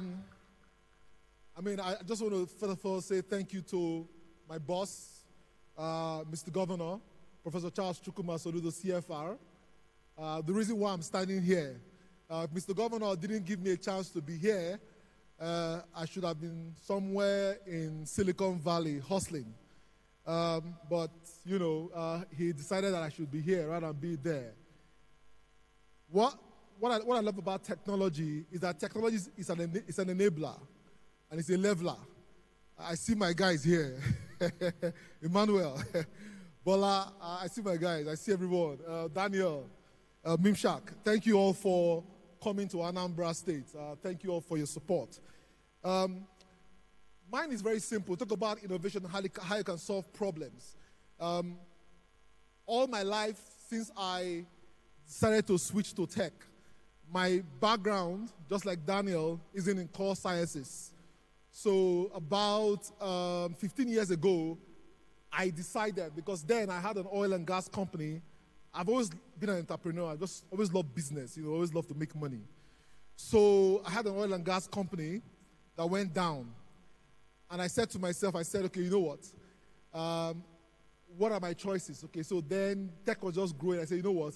I'm going to go into tech. And I wrote a goal down, a very simple goal. And I said to myself, in 5 years, I'll be one of the most sought-after tech personality in the country. That was my goal. So that was the burning fire that got me started. And because I had a goal, and I had mentioned it to a few people, I went to work. How did I go to work? Every single tech event that was happening in Lagos then, every single meetup, which is why my tech contact is a lot, because I was attending every single event. That was the early days of CC Hub. The current minister had just come back trying to launch his hub. Every other person, Chika Nwobi, every other person, very early days, I was attending all the meetings. And at the same time as well, I was learning to code, right? So watching all the YouTube videos and just getting myself involved. Everyone here today, hearing the voices of the speakers who have spoken and all what will happen throughout this week, it is about what you make out of this event. Because everything that you need is provided. In fact, AI even makes it a lot more interesting for everyone here. Like there's literally nothing, and I mean nothing. I mean, if folks like me can start out with tech, learning on YouTube, and here we are today, by the grace of God, it means that folks who are starting out with all the amazing things happening in deep tech, I just chatted Emeka now, and I said, Emeka, thank you for that amazing speech. It was very, very inspiring. That is the power of technology. He has shared with us some of the interesting AI that is mind-boggling and where the world is moving to. So if you're sitting in this room, you have no excuse. Tell your neighbor you have no excuse. Say you have no excuse. It doesn't matter your age. It doesn't matter your course of study. It doesn't matter your levels in society. It doesn't matter whether you're a graduate or an undergraduate or a secondary school holder. It's about you and what you want to do. So just to share a few thoughts, right? And, when they were talking about my profile, being here for 2 years now, it's difficult to do this and still run business. So, of course, business is on one side. But just thinking about all the things that I've helped to create just gives me some sort of joy, because it's about thinking it, right? And I tell you, the day I said to myself, you know what, I'm not just going to be, so you heard my story of, being on Channels TV. So one morning, I was having a breakfast, and the woman asked me a question. She said, CFA, how would you feel if in 5 years' time, the story of Nigerian tech is being talked about, and your story is about how you reported about tech, how you held the mic, how you spoke, and your story is not about the real impact. It's not about you, how you created solutions as well. That singular question made me decide. I said to myself, you know what? I am going to go into tech incubation. I'm going to launch a hub, and I'm also going to start training startups on how to grow. That was how I started that journey. When I decided that, okay, it was time, we have startups now, how do we put money into these startups? So it means that we have to create a fund, right? And I don't have a BSc or MA in finance and everything, but guess what? Dreamed of a fund. After 12 months, we closed $1 million, right? And all on Zoom. It was during COVID, and every single person we pitched for that fund, we pitched them on Zoom, and the focus was simply around how we can invest in startups that can help to scale. And that is what has led to when you heard Optimus AI, so we have an AI lab somewhere in Lagos. It was that fund that helped to create that Optimus AI lab. And that lab now has over 25 AI engineers. So I'm also, but I love and I'm interested in deep tech, just like Rebecca has said. So if you're sitting here, it's about passion. It's about what you can create, but it's also about the power of bringing people together. When you have an idea, if you try to run it alone, that's when it slows you down. Innovation is about collaboration. Innovation is not about tech, as he has talked about it. It's about collaboration. So if you hear the early days of OpenAI, which is the owners of ChatGPT, Elon Musk, that you all hear about now, was a critical member of the founding team. So even though they went their separate ways, but the truth of the matter is that if Elon didn't support Sam, we don't know what the story would be. Also, the fact that Microsoft also has been a big backer of OpenAI. So I want to let you know here that for you to succeed as an innovator, for you to succeed in the game of innovation, you must be willing to collaborate. Samsung and Apple buy their chips from the same manufacturer. OpenAI, Meta AI, Gemini, and all of them all have to buy the same chipsets and data sets. So, ladies and gentlemen, the truth of the matter is that you all here, you are in a very exciting time of history. And if I'll go quickly on issues and problems you can solve. For people in Anambra State, every day I see challenges and I see opportunities to solve those problems. So I recently launched a Gary, so I now say Gary. And somebody was telling me this morning, said, CFA, do you know that you can put strawberry in Gary? You know you can put chocolate in Gary? You know you can put vanilla in Gary? Have people heard about this kind of Gary? Oh, you've not, eh? Someone was telling me this morning. And I was thinking about it. Yesterday, somebody launched a new startup. And you know what that startup is all about? Distributing flowers. Hello? Hello? Not deep tech, not anything tech, just distributing flowers. How you can put flowers from point A to point B in a clean way. So when you think about innovation, don't allow tech to make you scared. It's about like what Daniel said, it's about the smallest things that you can think of. So in healthcare, in education, in agriculture, in distribution, in manufacturing, I'm happy that the maker space is going to come on board very soon. We'll be able to see real-life innovation of very little parts that can make a whole lot of difference. So when you come to this kind of event, don't just leave the way you came. You have to be able to network and interact with people. Find out where the next challenge is. And for example, in Anambra, like I was saying, I see a number of challenges. I see challenges in areas around commerce. I think the biggest challenge we even have is around e-commerce, right? And the truth of the matter is that, let me tell you this, all over the world, I know that our governor, Professor Charles Chukwuma Soludo, is doing a lot when it comes to technology. And to prove it, Anambra State went to the National ICT Council meeting and claimed all the awards. So in addition to what the governor is doing with Anambra Innovation Week, the governor is also, please clap for the governor, clap for the governor.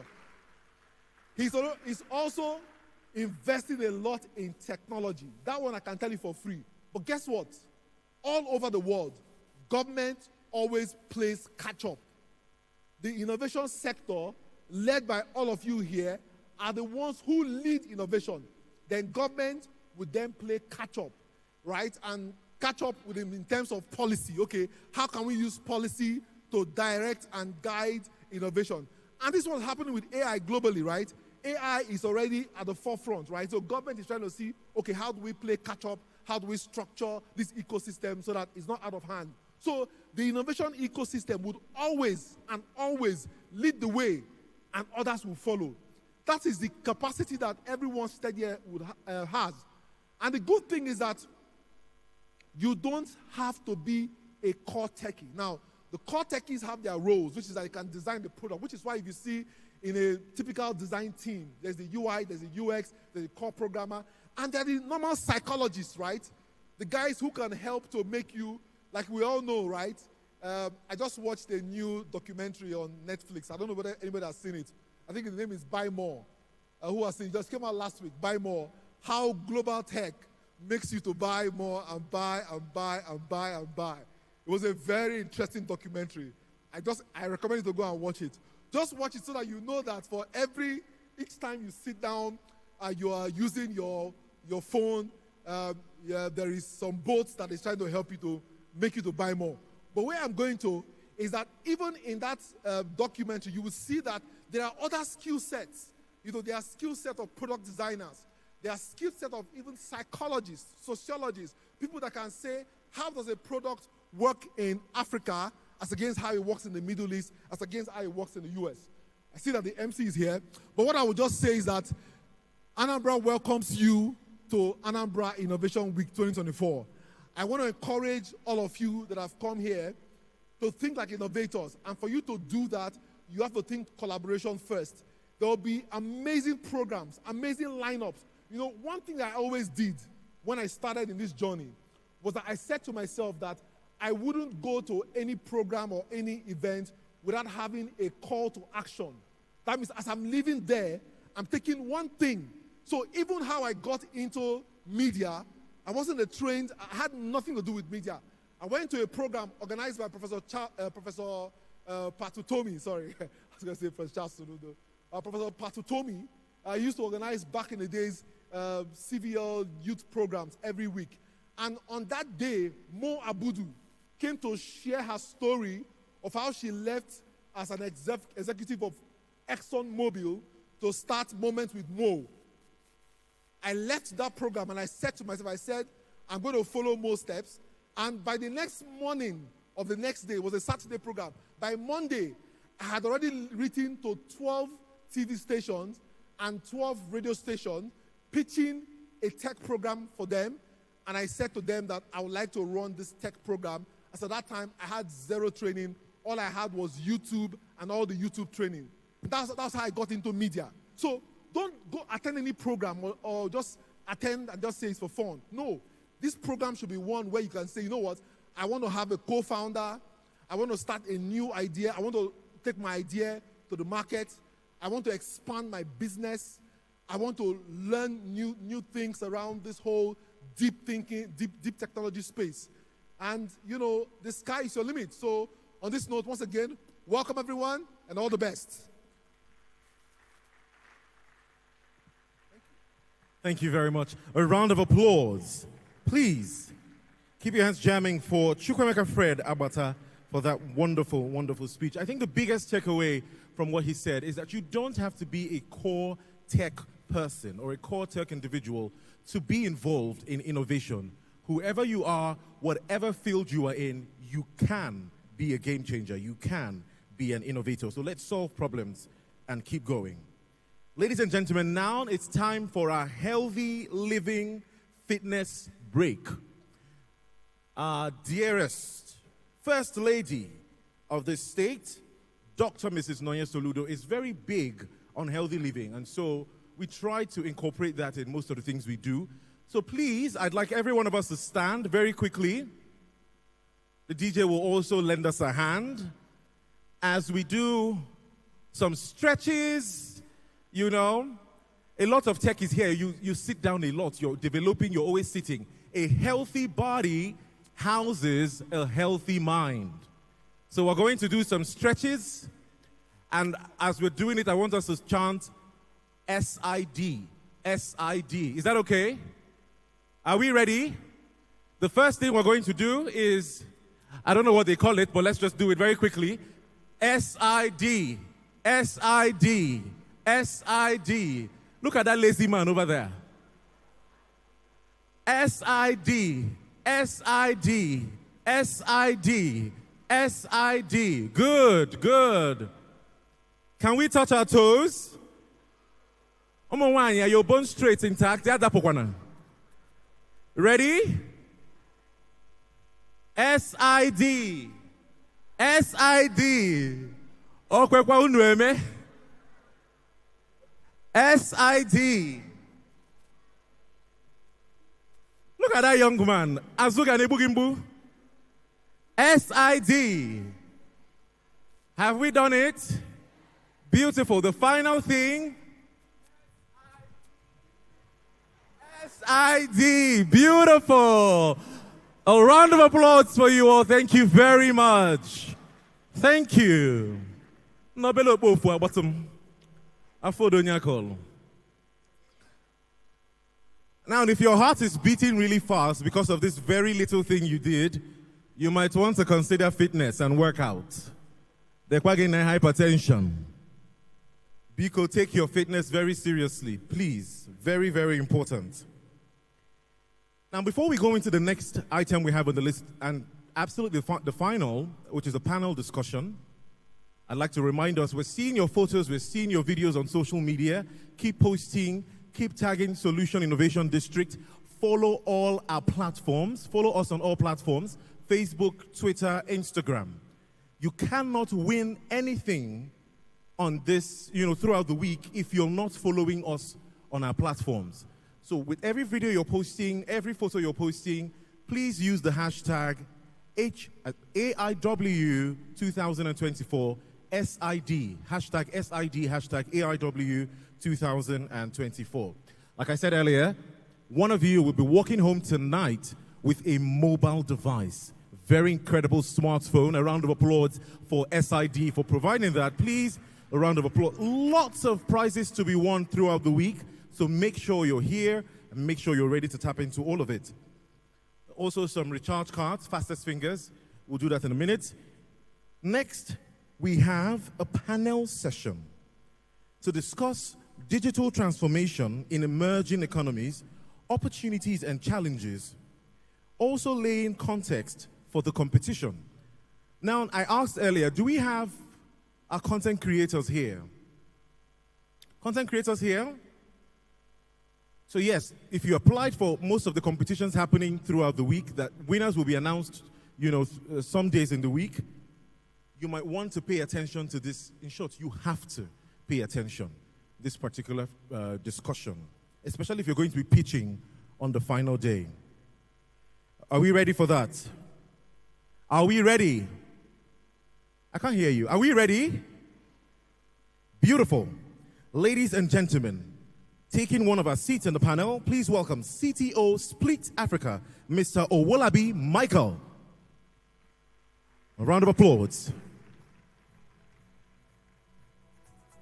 With over 7 years of experience in software engineering, Michael Owolabi has established himself as a result-driven leader and innovator in his field. A master of agile workflows, Michael is passionate about crafting innovative solutions that deliver exceptional user experiences while driving business success. His expertise has enabled companies to streamline software processes, cut costs, and boost revenue internally and on the customer-facing side.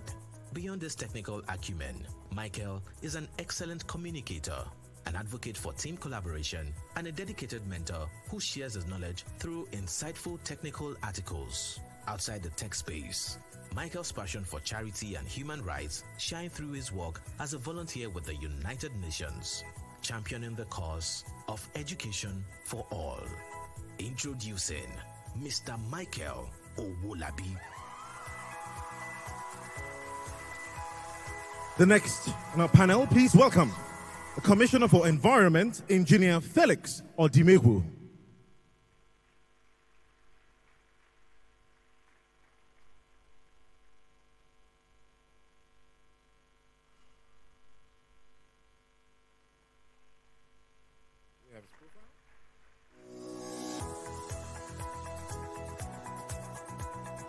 Since assuming office in May 2022, Dr. Felix Chinedu Odimegwu, the Honorable Commissioner for Environment in Anambra State, has championed numerous environmental sustainability projects such as the door-to-door waste management system, tree planting campaigns, and the Anambra Community's Plastic Pickup Challenge, which has cleared over 10,000 tons of plastic waste. Under his leadership, the state has also established 2 waste recycling hubs and formed the Anambra State Waste Recyclers Association, aligning with the Anambra State Recycling Agenda. Dr. Odimegwu's commitment to environmental conservation has earned him numerous awards and recognition for his selfless service. Prior to his appointment as commissioner, Dr. Odimegwu has served Anambra State as Transition Committee Chairman of Nnewi South Local Government and Senior Special Assistant to the Governor on Internal Revenue. He holds prestigious professional qualifications, including fellowships with the Institute of Management Consultants, the Chartered Institute of Local Government and Public Administration, and the Institute of Management Specialists. Introducing Dr. Felix Chinedu Odimegwu. Thank you very much. Joining them, please welcome the founder, Premier BN Bola Lawal.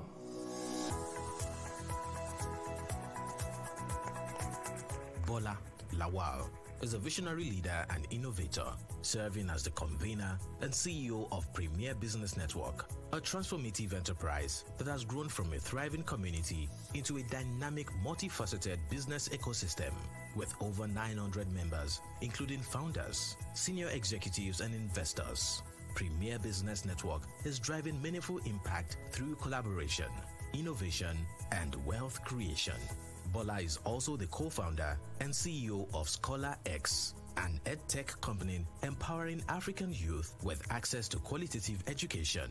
A 2022 Acumen West Africa Fellow, a mentor at Lagos Innovates, and one of Ynanja's most influential Nigerians in tech in 2021.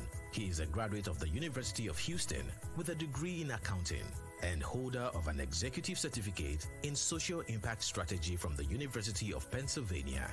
Bola is passionate about fostering human capital development and connecting people to opportunities. Introducing Bola Lawal. Thank you very much. Now to moderate this power-packed session, please welcome Oluchi Carlo. A round of applause for Oluchi Carlo. Thank you very much. This will last for 20 minutes. Thank you, lady and gentlemen. Thank you, everybody. Good evening once again. You're welcome to the Anambra Innovation Week.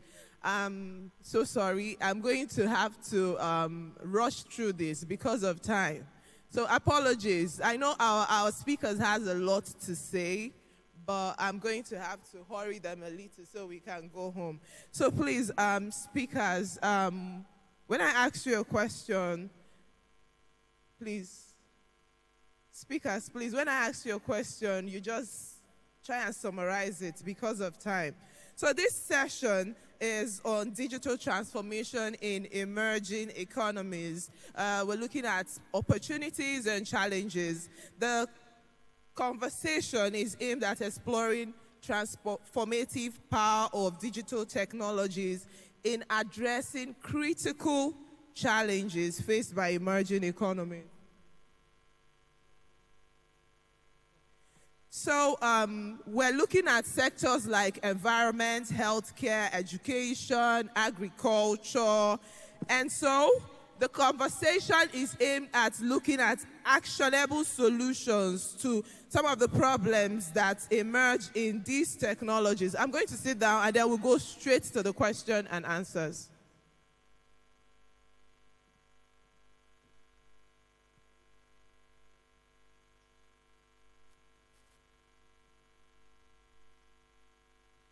So my question will go to Mr. Bola Lawal first. Okay. So Mr. Bola Lawal, as the CEO of Premier Business Network, I want you to help us look at the barriers of digital inclusion in emerging economies and how they can be addressed. Now, while looking at that, I'd also like you to tell us how the government and private sectors can collaborate to accelerate digital transformation in these emerging economies. Thank you. Thank you very much. This is first I came all the way from Lagos to be here, and I'm very appreciative from SA and the governor for hosting this event. I'm passionate about Nigeria, I'm passionate about technology. I'm passionate about people accessing opportunities, and just hearing all of the initiatives coming up. And it's like I'm a kid in a candy store. And so I'm really excited that this is going on. So just real quick, because of time, there are a couple of things that hinder, I would say, digital transformation, things that cause the digital divide. And because of time, I will just speak on two distinct things. Because if you look at data and statistics, people will say we are a poor country. And if you look at the emerging countries, and India will be invoked a lot because India did a digital revolution. The first thing they did, got everybody on bank accounts, and then they really doubled down on skills. So two things, the two issues here: infrastructure and skills training. Now, one of the things that wasn't mentioned, in addition to all the things I'm doing, I was recently also appointed to the advisory committee for 3MTT by the Honorable Minister for Digital Economy, Innovation and Communications. And that focuses on one arm of it, which also trickles down to working with states. 3MTT has centers in all 36 states. They have community managers here. So the digital divide is skills. How can we democratize technical skills that everybody in here... I'm really happy because I'm like, okay, I already know the state we're going to partner with. Anambra is like high up there. Because the first thing is, how do we get people trained? And I'm not talking about one code center, 20 people there, 50 people there, 100 people there. I'm talking about how can we train 50,000 people, 100,000 people? How can we have an environment that almost everyone is a digital native? They can use some sort of device. They can access the internet. They know how to prompt ChatGPT. How are we going to build that tribe?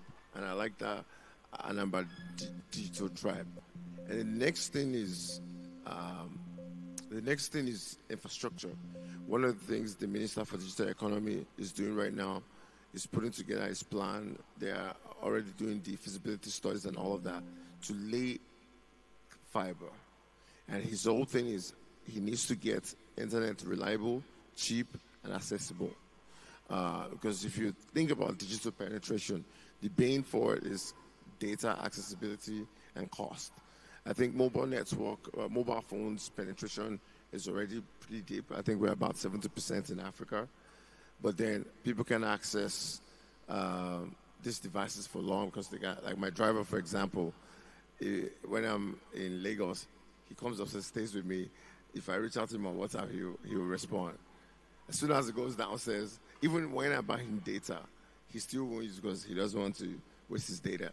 So if we can get access to data for cheap, access it well, and also it being reliable, those two things can help, because a lot of the problems that we have around there, around digital, the digital divide, is people getting access to data, getting online, and digital literacy, and digital competency, because it's in levels. In my background in education, you learn that you don't just wake up one morning and one that everything is all done. If you're trying to skill people, people learn at different levels. People's competencies comes in different shapes, sizes. I heard Emeka Afibo, our chairman of the committee, say something about just because you can't speak English doesn't mean you can't learn tech, or doesn't mean you can't be skilled or intelligent. So how do we do that at scale? One, and then to learn to teach a lot of people. Then how do we make the infrastructure they need available? If we're able to do those two things, we'll bridge the digital divide. We'll have a lot more people.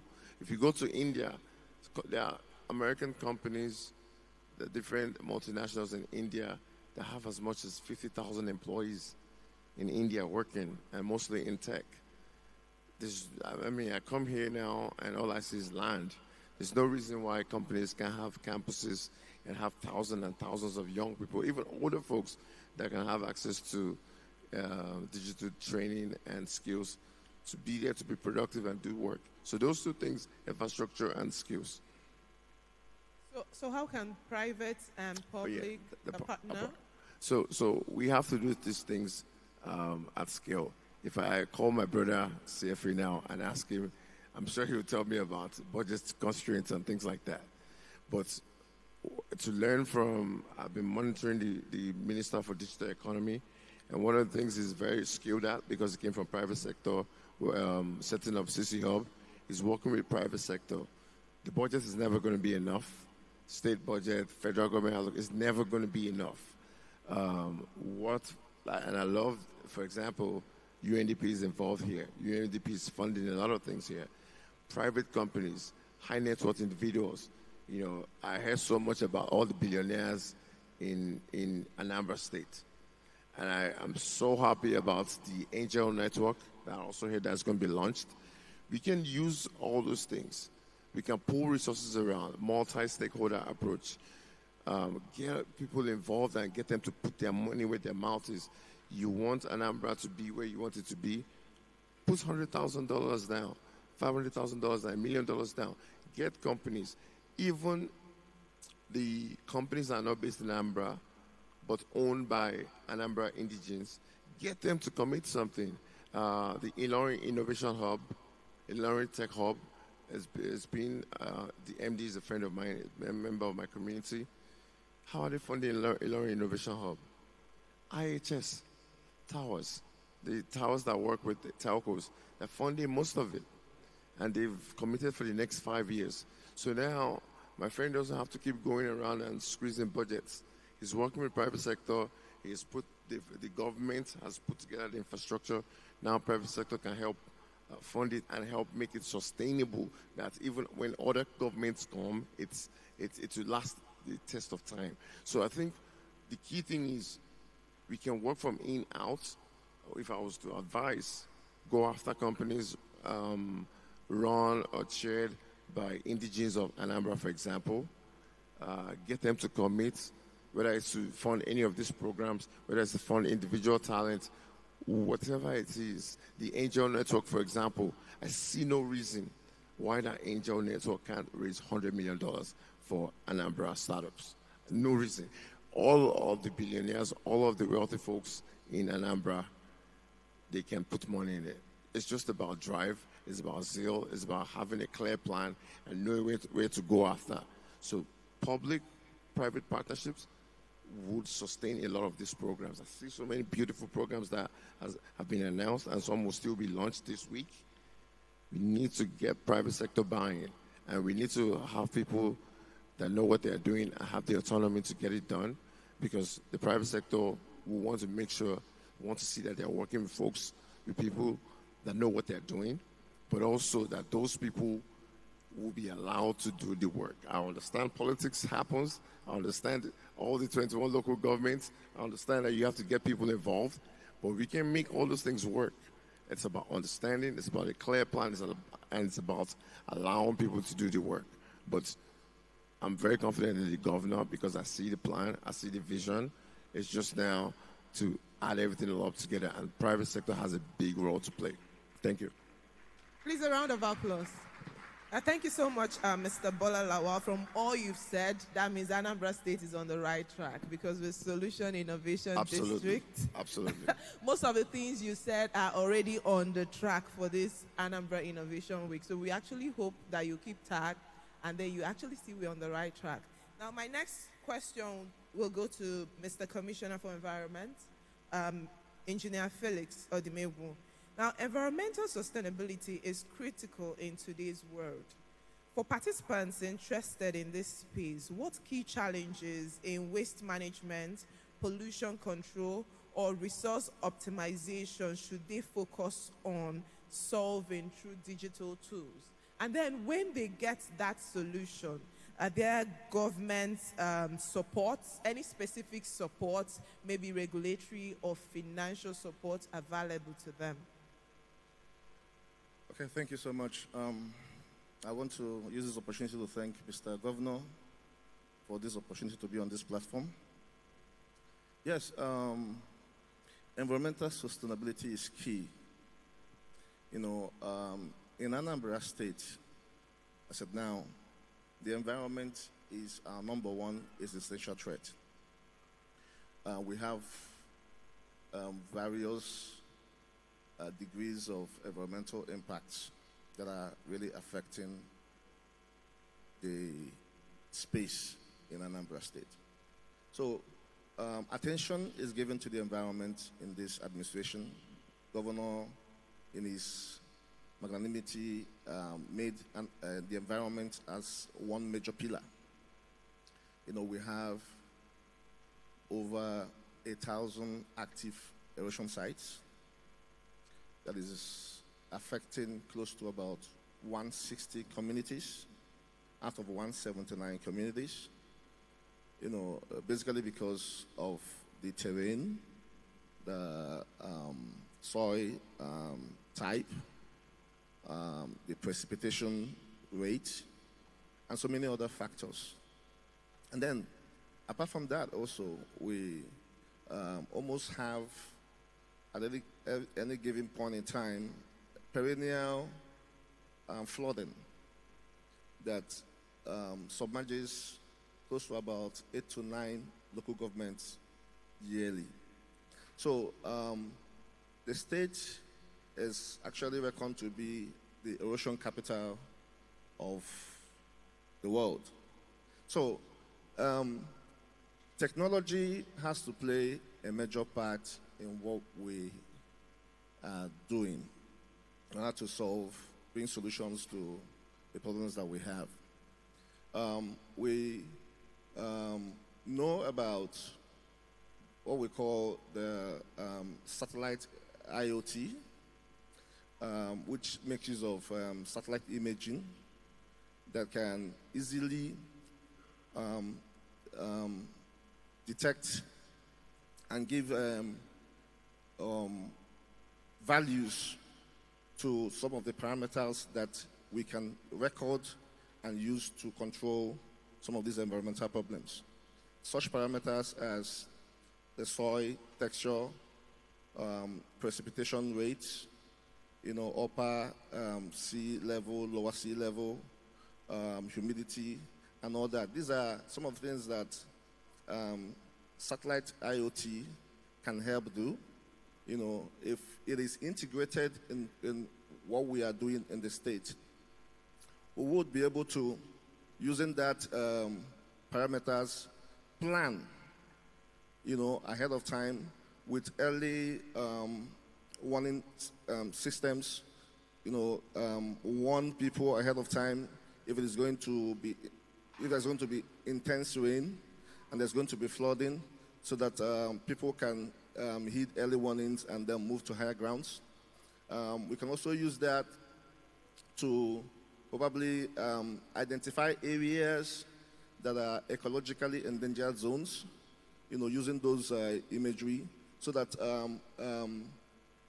activities like mining, even some agricultural activities and tilling of grounds and all that stuff will be prohibited from those areas, using such interactions with the satellite IoT.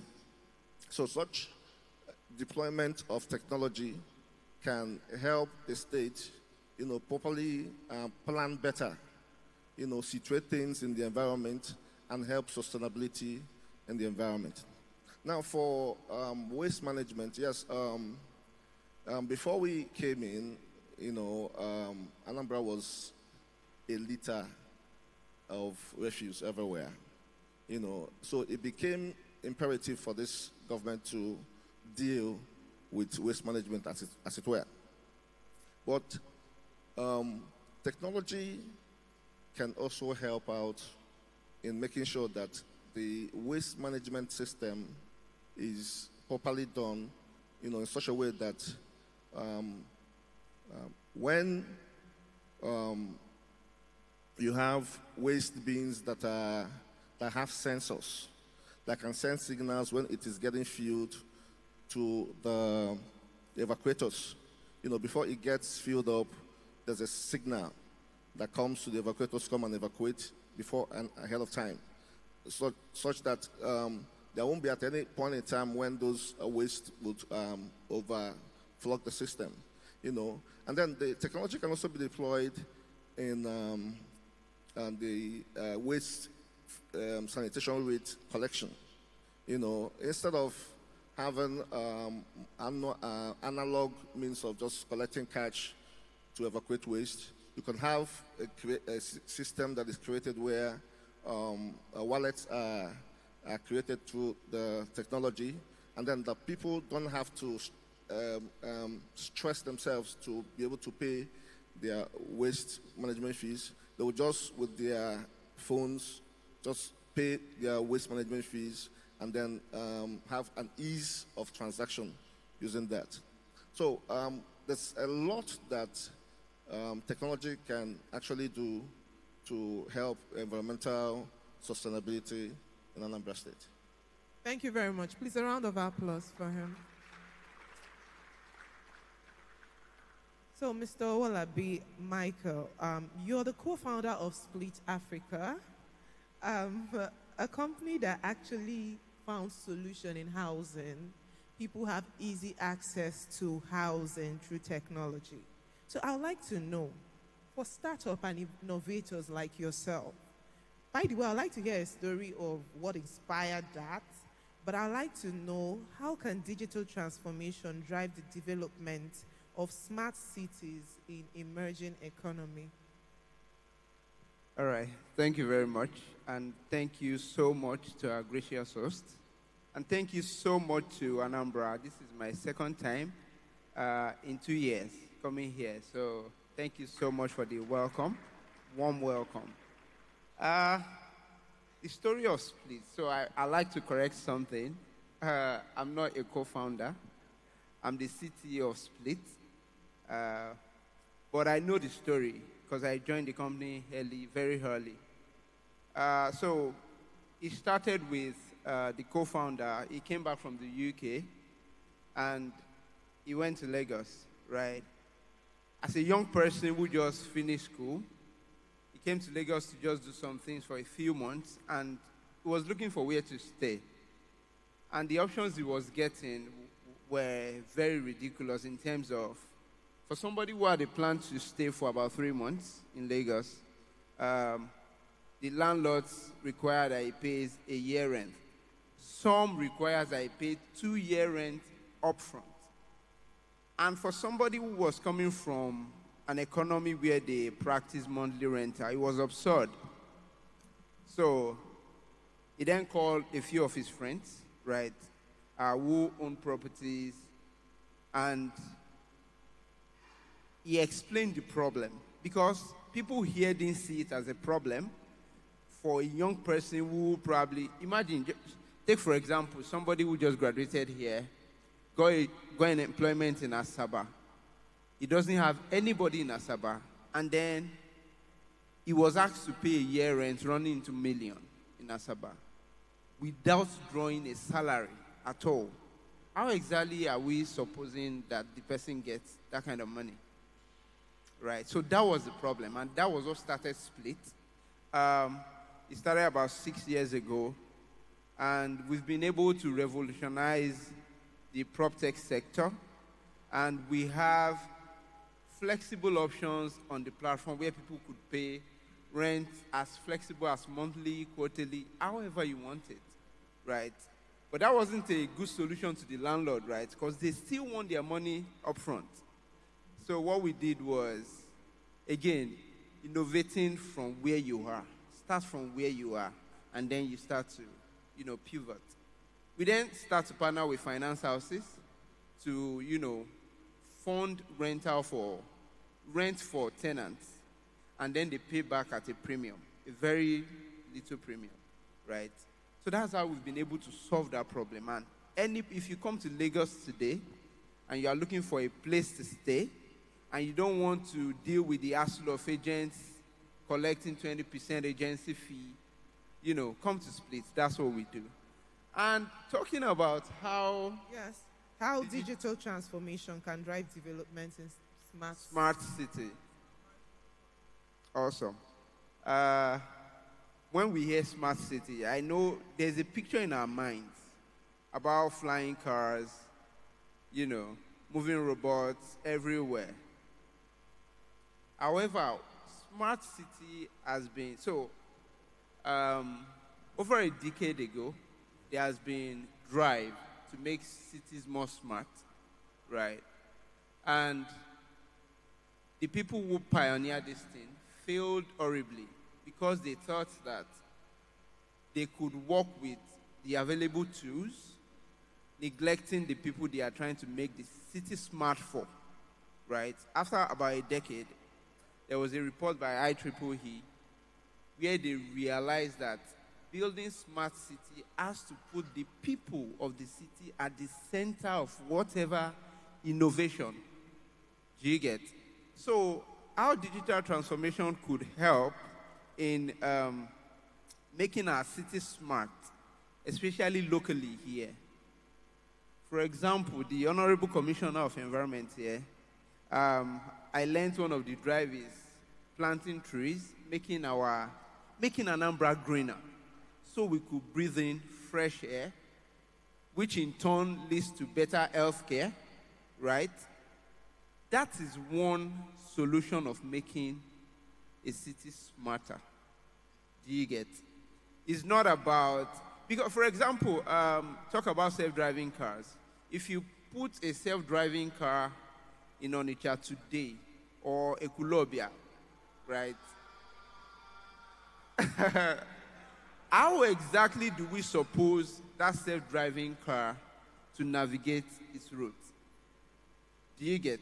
So even though those are the solutions that are relatable in America today, what are our challenges here today? Do you get? And how can we adopt digital transformation to enable our city smarter? For example, I met somebody earlier during the networking session, Melody. Is a realtor, right? Now, the challenge is, Melody wants to come to this event, right? He doesn't hold cash. And before he could come here, he needs to enter public transport. Now, public transport requires cash. Now, he goes to the bank. The bank says there's no cash, right? He tries the ATM, no cash. He needs to use his money, he needs to pay to withdraw his money that he kept in the bank from the POS guys. Now, because of all this hassle, Melody tries to, you know what, I'll just keep my money at home. And then Melody's business in the future is trying to raise some fund, and he needs to go to the bank, right? Now, if Melody goes to the bank, because he's now out of the banking system, the bank does not have enough information about Melody to administer appropriate loan to help his business because he's moved out of the bank. Whereas in the first place, the bank is the one who created that problem because Melody could not have access to his money. But imagine for a bit that if the public transport system has like a machine where Melody could just tap in and tap out, he wouldn't need cash. And that way, he's never out of the banking system. That way, tomorrow, when he wants to grow his business, there's enough data about Melody to be able to access cash from the same bank. That is a smart city. So the long and short of all this is that we start from where we are and innovate from there. So what are the current pain points that we have in Oka, that we have in Onitsha, that we have in Ekulobia, that applying digital technology to could make life much easier to the citizens of this state? So that's it. Thank you very much. Thank you very much. Please, a round of applause. All right, so because of time, I'm only going to take one question, and I've already taken that. So because of time, I would just like to hear your final thoughts. I sincerely apologize, okay? I sincerely apologize. I know you came solely for this, but because of time. Okay, so just your final thoughts. Digital transformation in emerging economy. Mr. Lawal, you're here in Anambra State. I'm sure you've seen it. This is something that has been done in roughly less than 2 years. So what's your final thoughts about what is going on in Anambra, especially in the innovation ecosystem, and what is your advice to the startups and members of the ecosystem? Just roughly a minute, please. All right. Thank you very much. So I'll keep it short because I've done a few of this in different states. Again, some people consider certain cities that are outside Lagos, Port Harcourt, and some places secondary states. It's not an insult. It just means that it's different levels. And what I love to see, like he had mentioned, homegrown solutions for homegrown home problems. So I would love to see the next Paystack, the next big health, but for Anambra, so that the big Lagos startups can come here and say, oh, this is what you guys are doing. This is what you guys are doing. You've served XYZ amount of like child deck, but for Anambra. And then child deck comes and say, okay, let's acquire you so that we can be in Anambra and have our presence here. So what I would love to see, I know people want to build for the whole world and you want to go to Silicon Valley, you want to go to Y Combinator.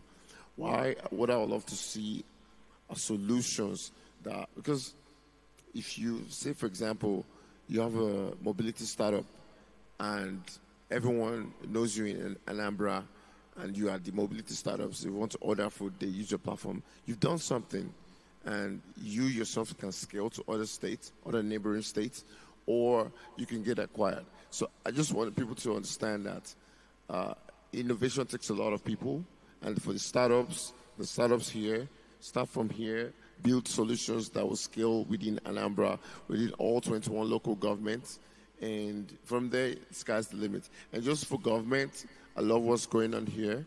Please continue to partner with private sector. Please, please, and please, if one thing is not done yet, the indigenes of Anambra that are wealthy, that have money, they can put money in tech. Please don't leave them alone. If you're already talking to them, keep talking to them. Thank you. And that's it. Thank you so much, Mr. Lawa. All I have to say is, since you're in town, make sure you visit the SID permanent site. You'll be marveled at what you see there. Please do visit. And I must assure you that in just a short period, you start seeing some of the things you want to see here in Anambra State. Because we're not joking. We not come play. I can see. And I'm going to be back. Okay, please do. All right, Mr. Commissioner, because of time, we have people here who are actually here because they're eyeing the millions that will be given away. But the truth of the matter is that for Solution Innovation District, we're here to look at solutions. So we have participants, we have startups, we have researchers, we have innovators. We even have the upcoming students. What is your advice as somebody that is coming from one of the core sectors that need this solution to the participants here and some of the startups and innovators? What advice do you have for them? Yeah, thank you. There are so many things the governor is doing right now that we need to really explore and see how we can earn carbon credits. We've been able to transform from the use of fossil fuel powered street lights to solar lights, about 25,000 plus, and it's going, okay? We've been planting trees, okay? Every year we plant more than 1 million plus since inception of this administration. And so many other things that we're doing to convert to renewable energy. Now, these are some of the projects that can earn carbon credits, okay? I was supposed to be part of the negotiators to represent the state at COP29, but somehow we were not able to travel. But now, the thing there is, for carbon management, it is high time Anambra keys in, okay? First of all, you have to measure your data and keep your reporting, okay? That's one. But somehow there is a lag there because you may not be able to have accurate data, when you're doing that. It's cumbersome, it's complex, and you won't be able to have accurate data. And then the abatement has also its own problem, because when you measure, you keep your records, you report, and then you're to abate. And after that, if you're not able to abate well, then you now have to look for how to offset the carbon so that you can earn credit. So what I'm saying is this: there is an opportunity for artificial Internet of Things to help make this process easy for the state. So there's innovation that can come from there. If they can do research and help develop artificial Internet of Things to connect to these three processes so that we can fast track our process towards earning carbon credits. Because there are, of course, there are countries and companies who inevitably cannot stop their carbon emission. But because we have projects that we're doing in the state to offset this carbon, the processes can be streamlined using Internet of Things, and then the state can put itself in the front line of earning these carbon credits from this carbon finance. Thank you. Thank you very much. Nigerians call that Expo. So if you have pen and paper, I really hope you jotted that down. All right, so Mr. Owalabi Michael, so I'm going to ask you the same thing. Digital transformation in emerging economies. You're in Anambra State. You said this is your second time. So far, so good. What is your comment and what is your advice? I think my first comment would be a plea because we have a good representation from the government around, is that please, I'm begging, if I could stand, in fact, let me stand. Please do not stop initiatives like this. People come to programs like this and then they draw inspirations. They imagine what is possible. They see what other people are doing. So please do not stop initiatives like this. And also, please, if it's possible, put in place policies that ensures that even if there is a change in government, this can continue. And to the techies around, I know we want to be the next Zuckerberg, but please collaborate. Work with people around. Don't work in silo. That big idea that you think is going to become the next big thing, the person seated beside you might be the driver of that idea to take it from where it is to the next level. So please do not work in silos. Collaborate with other people around you, and then the world will be your oyster. Thank you very much. Thank you very much. Ladies and gentlemen, that's the end of this discussion. Please, a round of applause for our panelists today. Thank you so much, Mr. Owalabi Michael of Split Africa, and thank you so much, Mr. Bola Walau, founder of Premium Business Network, and our very own Commissioner for Environment, Engineer Felix Odumegwu, who I call almost Kaka.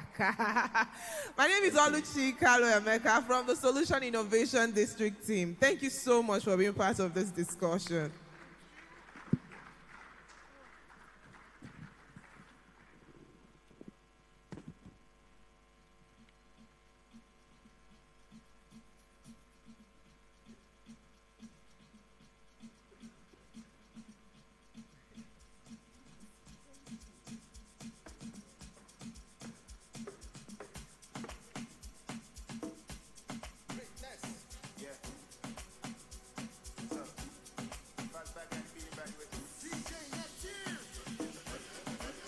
Ladies and gentlemen, please a round of applause for all our panelists, as well as the moderator for that very fantastic and enlightening session. Thank you, thank you. I'd like to also thank our Deputy Governor, His Excellency Onyekachukwu Ibezim, for being here with us for so long. Thank you so much for your patience. We're about to round up. Thank you so much. Ladies and gentlemen, please welcome to speak for 5 minutes. It's our closing session. Nigeria's digital future in the global economy for Vision 2030. Welcome, Mimshak Obioha, the CEO, Telesofters Nigeria. A round of applause for Mimshak Obioha. Development expert, impact investor, and project management specialist with extensive experience navigating Africa's dynamic economic landscape. His versatile expertise spans venture capital, youth development, impact investment, and education. Mimshak has collaborated with leading organizations like the World Bank, the European Union, Facebook, and Google, leading initiatives that cultivate innovative entrepreneurship solutions, generate employment in underserved communities, and develop curricula to equip startup founders with essential skills for business growth and scalability. He holds notable positions as the founder of Partnership Co., Mimshak King Foundation, and Get Global Africa, as well as CEO of Telesofters Nigeria, driving digital transformation across governments and businesses in Africa. A recipient of the 2016 Mandela Washington Fellowship and the 2013 Future Africa Leaders Award, Mimshak's dedication to socio-economic transformation continues to inspire, empower, and uplift communities across the continent. Introducing Mimshak Obioha. Thank you very much. I'd like to say a very big thank you to the governor for hosting an amazing program and for beginning to show what the government can do to drive innovation, not just in the Southeast, in Nigeria, and in Africa at large. I'd also like to say a very big thank you to the Deputy Governor for his presence and for the opportunity to be here. And of course, to our convener, Madam Chinwe, that can pull anything from anywhere and bring it to anywhere at any time. I'd like to say a very big thank you for the opportunity to be here. Please allow me to stand on all existing protocol. I'd like to paint a picture for everyone in the room, and I want to show you that this picture is very possible. Imagine an Anambra where the entrepreneurs here are able to produce goods and services and sell them anywhere in the world. Imagine an Anambra where the young person in any community can learn a skill and begin to work for global companies right from their locality. Imagine a state where the government is digitalized to the point where you can access every form of government service right from your home. This is the vision for 2030. And that's not very far away. It's just a couple of years. But I want to show you how this is possible. Let's understand, first of all, where we are at. We have an amazing country with over 200 million people, a large youth population, and already beginning to make giant strides with fintechs. We're making giant strides in policy with the Nigerian Startup Bill. So progress is already being made. But there are gaps. And for us to leapfrog to the future where what I just painted, there are certain things that need to be tackled. One, and all our panelists have said, all the speakers before me have already highlighted all of this, so I'm just going to breeze through them really quickly. Infrastructure is super critical. Both physical infrastructure and digital infrastructure, internet penetration. Do we have access to data? Policy is super critical. How do we build incentive models to allow for the kind of things that we want to encourage? For example, how do we incentivize angel investments? How do we incentivize public-private partnerships? And then finally, talent pipeline. We have, and it goes without saying, how many Nigerians are exiting the country every day. I think at this point, I'm probably among my circle of friends, I'm probably the last person left in the country. But what can we do to ensure that we continue to build a robust talent pipeline? That even though people might be leaving, we have an amazing pipeline left here. So breaking down my presentation into three main pillars of what needs to be done. The first is talent development. I love what Anambra is doing with Code Anambra, with training 1 million digital talent.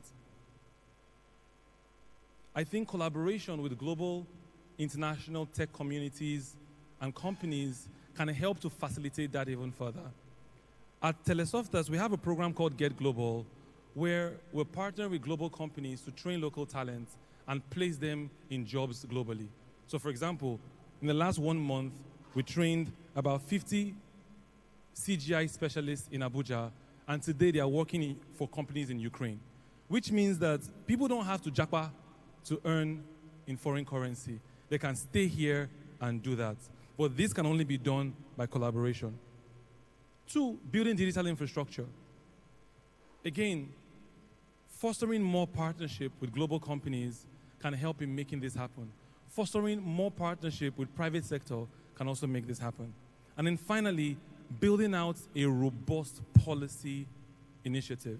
And I know that Madam Chinwe is already working and part of the team, putting together a robust policy document to ensure that we can create and build the necessary incentive models required to take us to the future.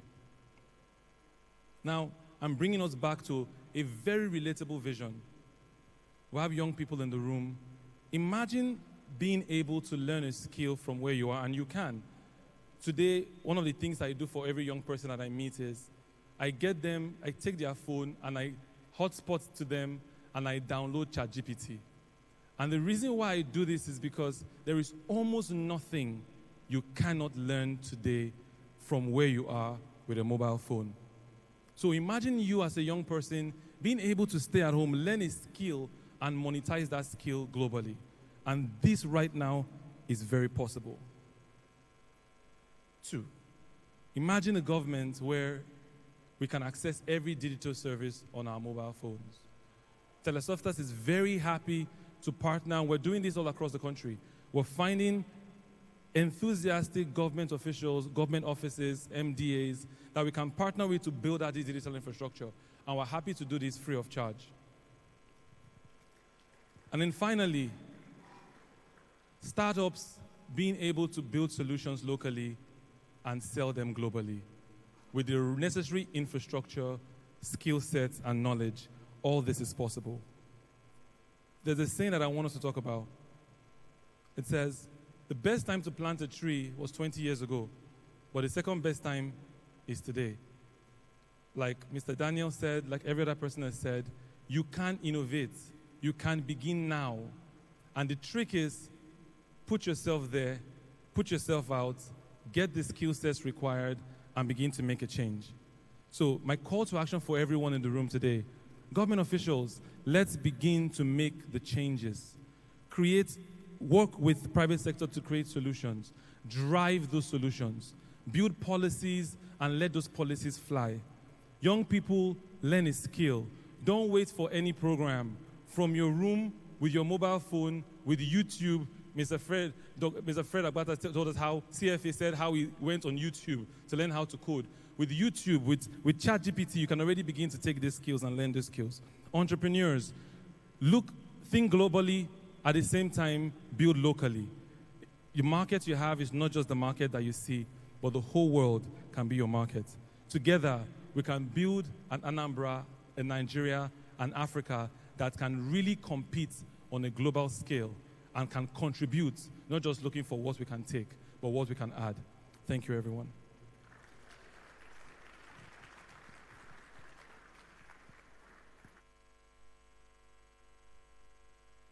A round of applause for Mimshak Obioha, CEO Telesoftas Nigeria. Very soft-spoken, very quick. Thank you very much. And now, without wasting time, it is time, ladies and gentlemen, bring out your phone. It is time to win another phone. Are you ready? Are we ready to win a phone tonight? What? Are we ready? Ladies and gentlemen, is there a QR code on the screen? Can you see a QR code? You have less than 2 minutes to answer 5 questions. Now, these questions are from what you've heard right here on this stage, right here today. Less than 2 minutes. Make sure you're following Solution Innovation District on all social media platforms. It's Solution Innovation District on Facebook, on Instagram, on Twitter. Has the QR code appeared? So please open your camera, scan the QR code. It will take you to a website for the quiz. 5 questions, less than 2 minutes. Are we ready? Has it started? Make I go? Oh, okay. It's not this one. It's not this one, please. Make I go where I go to see him very well.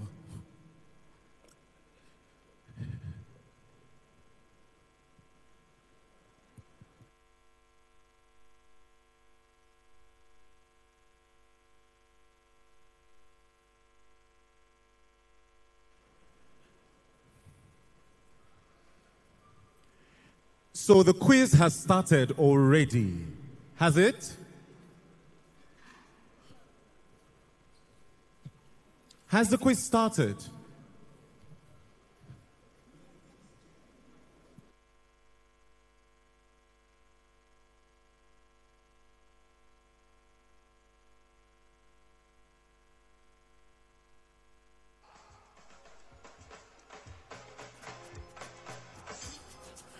Answer each question correctly for a chance to win 1,000 points. The person with the most points in the shortest time will win a brand new smartphone. The quiz has started. The first question: what technology is used for decentralization? VR, blockchain, IoT, crypto. 20 seconds is up.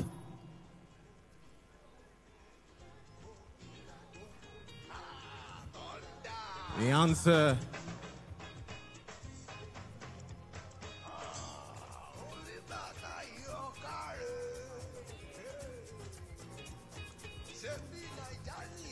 if you didn't say blockchain, you have failed that one.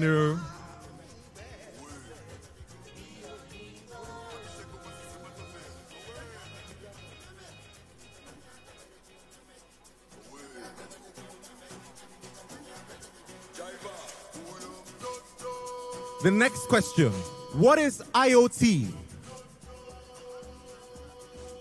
I'm sure there's a text box right there to answer.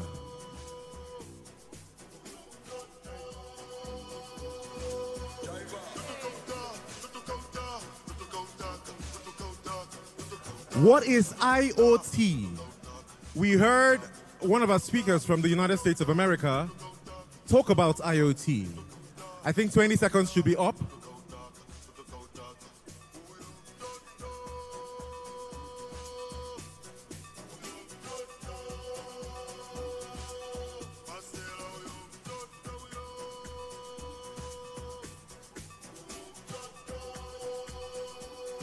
So the options are there now. What is IoT? Internet Office Tech, Innovation of Things, Internet of Things, International Organization of Something.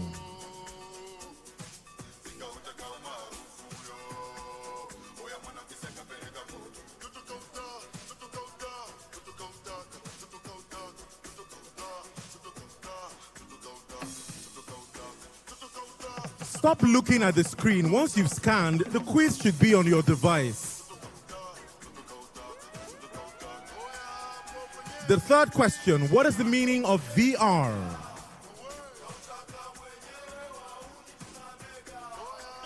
You have to click very quickly. Is it vision radio, virtual reality, or vision reality? Your 20 seconds is almost up. It's the quickest finger and the smartest brains.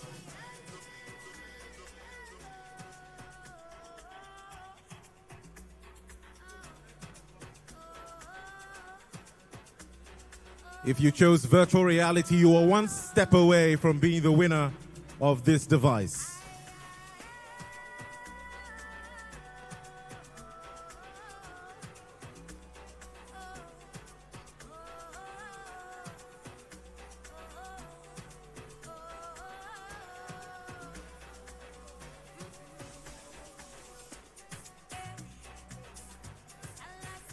Remember, the leaderboard you're seeing is ranked by the speed of answering that question. The next question, what is the meaning of AR? Anambra radio, artificial respiration, artificial reality, augmented reality. Your 20 seconds is almost up.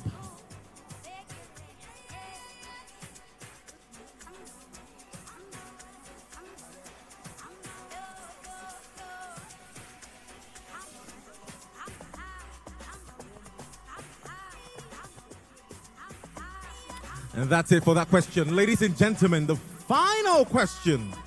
Now we have our leaderboard. Someone is definitely topping. And she's been the fastest when it comes to answering the questions. Who will take it among the top three? Who will rise to the top for the final question? Who is the deputy governor of Anambra State?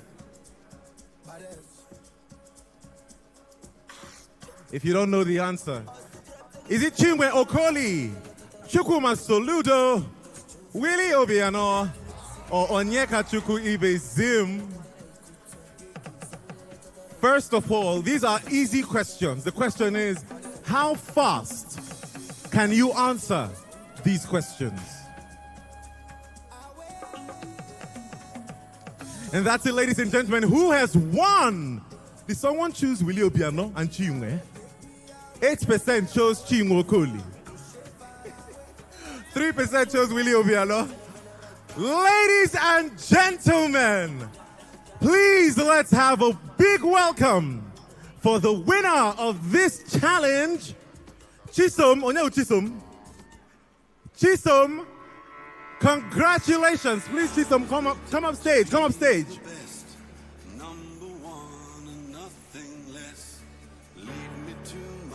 The 8% that chose Chinwe Okoli, I want to know who you are. Ladies and gentlemen, our winner of a new smartphone, Chisom.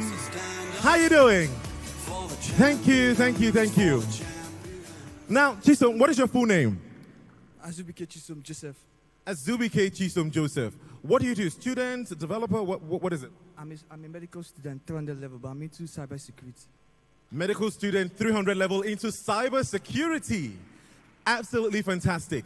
Now, tell me, how did you hear about this Innovation Week? I actually heard it. Someone posted it in a group I was in, so I heard it and I said I must come for this Anambra Innovation Week just for 1 week. I need to change my life. I just say this 1 week must change my life, and it's on the first day it's already happening. So I just want to. You see, it's going to change his life. On the first day, he's winning a phone, and so much more to come for you. Ladies and gentlemen, we have Chinwe Okoli, the special advisor to the governor on incubation, business incubation and innovation. All of them join my sister. So, ladies and gentlemen, to present the mobile device to Chisom, please welcome His Excellency, the Deputy Governor of Anambra State, Dr. Onyeka Chukwu Ibezim.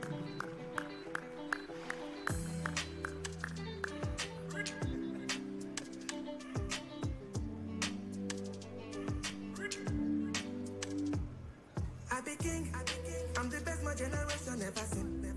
I came suddenly, I be like never be. I never miss, I be smashing, I be cleaning everything. From the get to what you were like that. Yeah, Chisom. Yeah, I'm becoming emotional that a medical student one day. So if it were not a fair contest, they would have said, I'm a medical doctor. So naturally, I want to give it to you, but now you merited it. What it shows is that anybody, you can always come out of your space to do anything.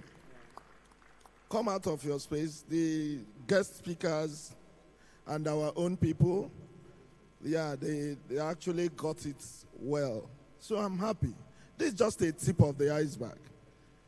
Greater awards, recommendations are coming in the coming days. So on behalf of Mr. Governor, who is the chief host, and then Chinwe that is here, and all of us, all of us here are members of the solution team. That's what we call ourselves. We gift you this. Congratulations. This is to encourage you to do more. Congratulations for paying attention. It shows you will be a very good medical doctor. Thank you. Congratulations.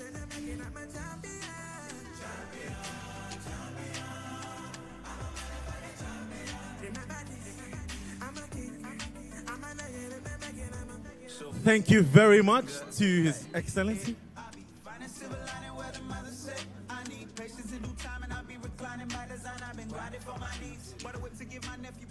Ladies and gentlemen, thank you very much to our esteemed Deputy Governor, His Excellency, Dr. Onyekachukwu Ibezim.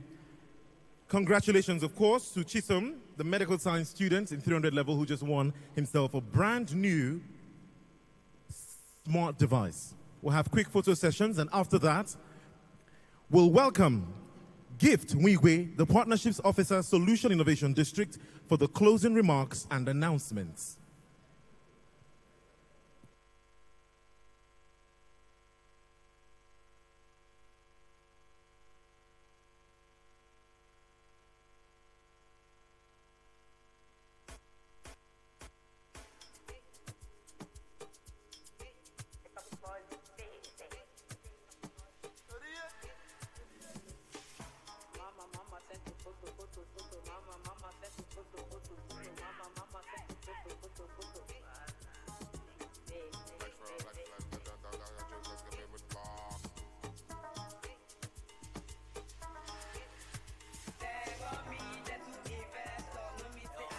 Gentlemen, with a standing ovation, please let's thank our Deputy Governor, Dr. Onyekachukwu Ibezim. Thank you so much for joining us. Thank you so much for being here. Thank you so much for the support. A round of applause as he makes his leave. Thank you, thank you, thank you. And now we have Gifts Mwigwe for the closing remarks. Nice to meet you. Same here.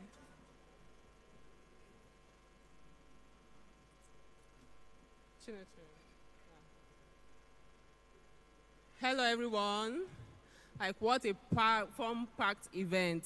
Anyway, without wasting our time, I know that everybody is tired and everybody wants to go home right now. I'll just run through the announcement for today. So tomorrow, the 26th, we have our career conference for students and young professionals. And also note that tomorrow's event will be a parallel session. So we are going to be having local government competition among students in all the 21 local government areas here in Anambra State. And over here at ICC, there's going to be a keynote address by the Commissioner of Education. And we'll also have a focus talk, panel session, master class, workshop session on building skills for the future.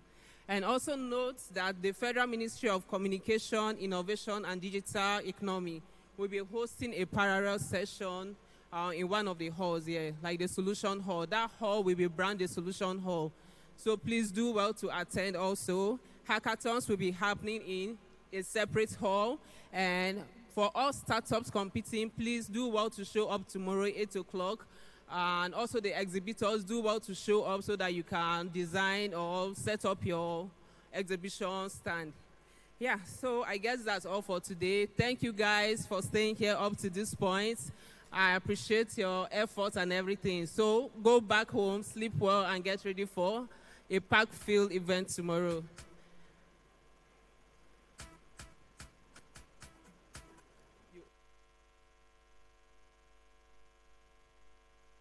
A round of applause to every single one of you for being here.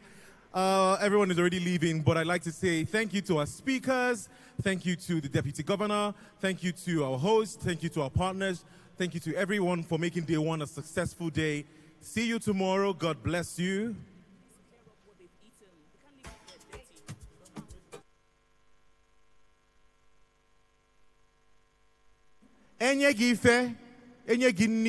Do not litter. If you're coming tomorrow, do not litter. Please make sure you clear up everything you used to eat. Take it out. There are trash bins outside. Let's be civil. Thank Thank you very much. My name is Kenzie Udosin, and that's it for day one. See you tomorrow.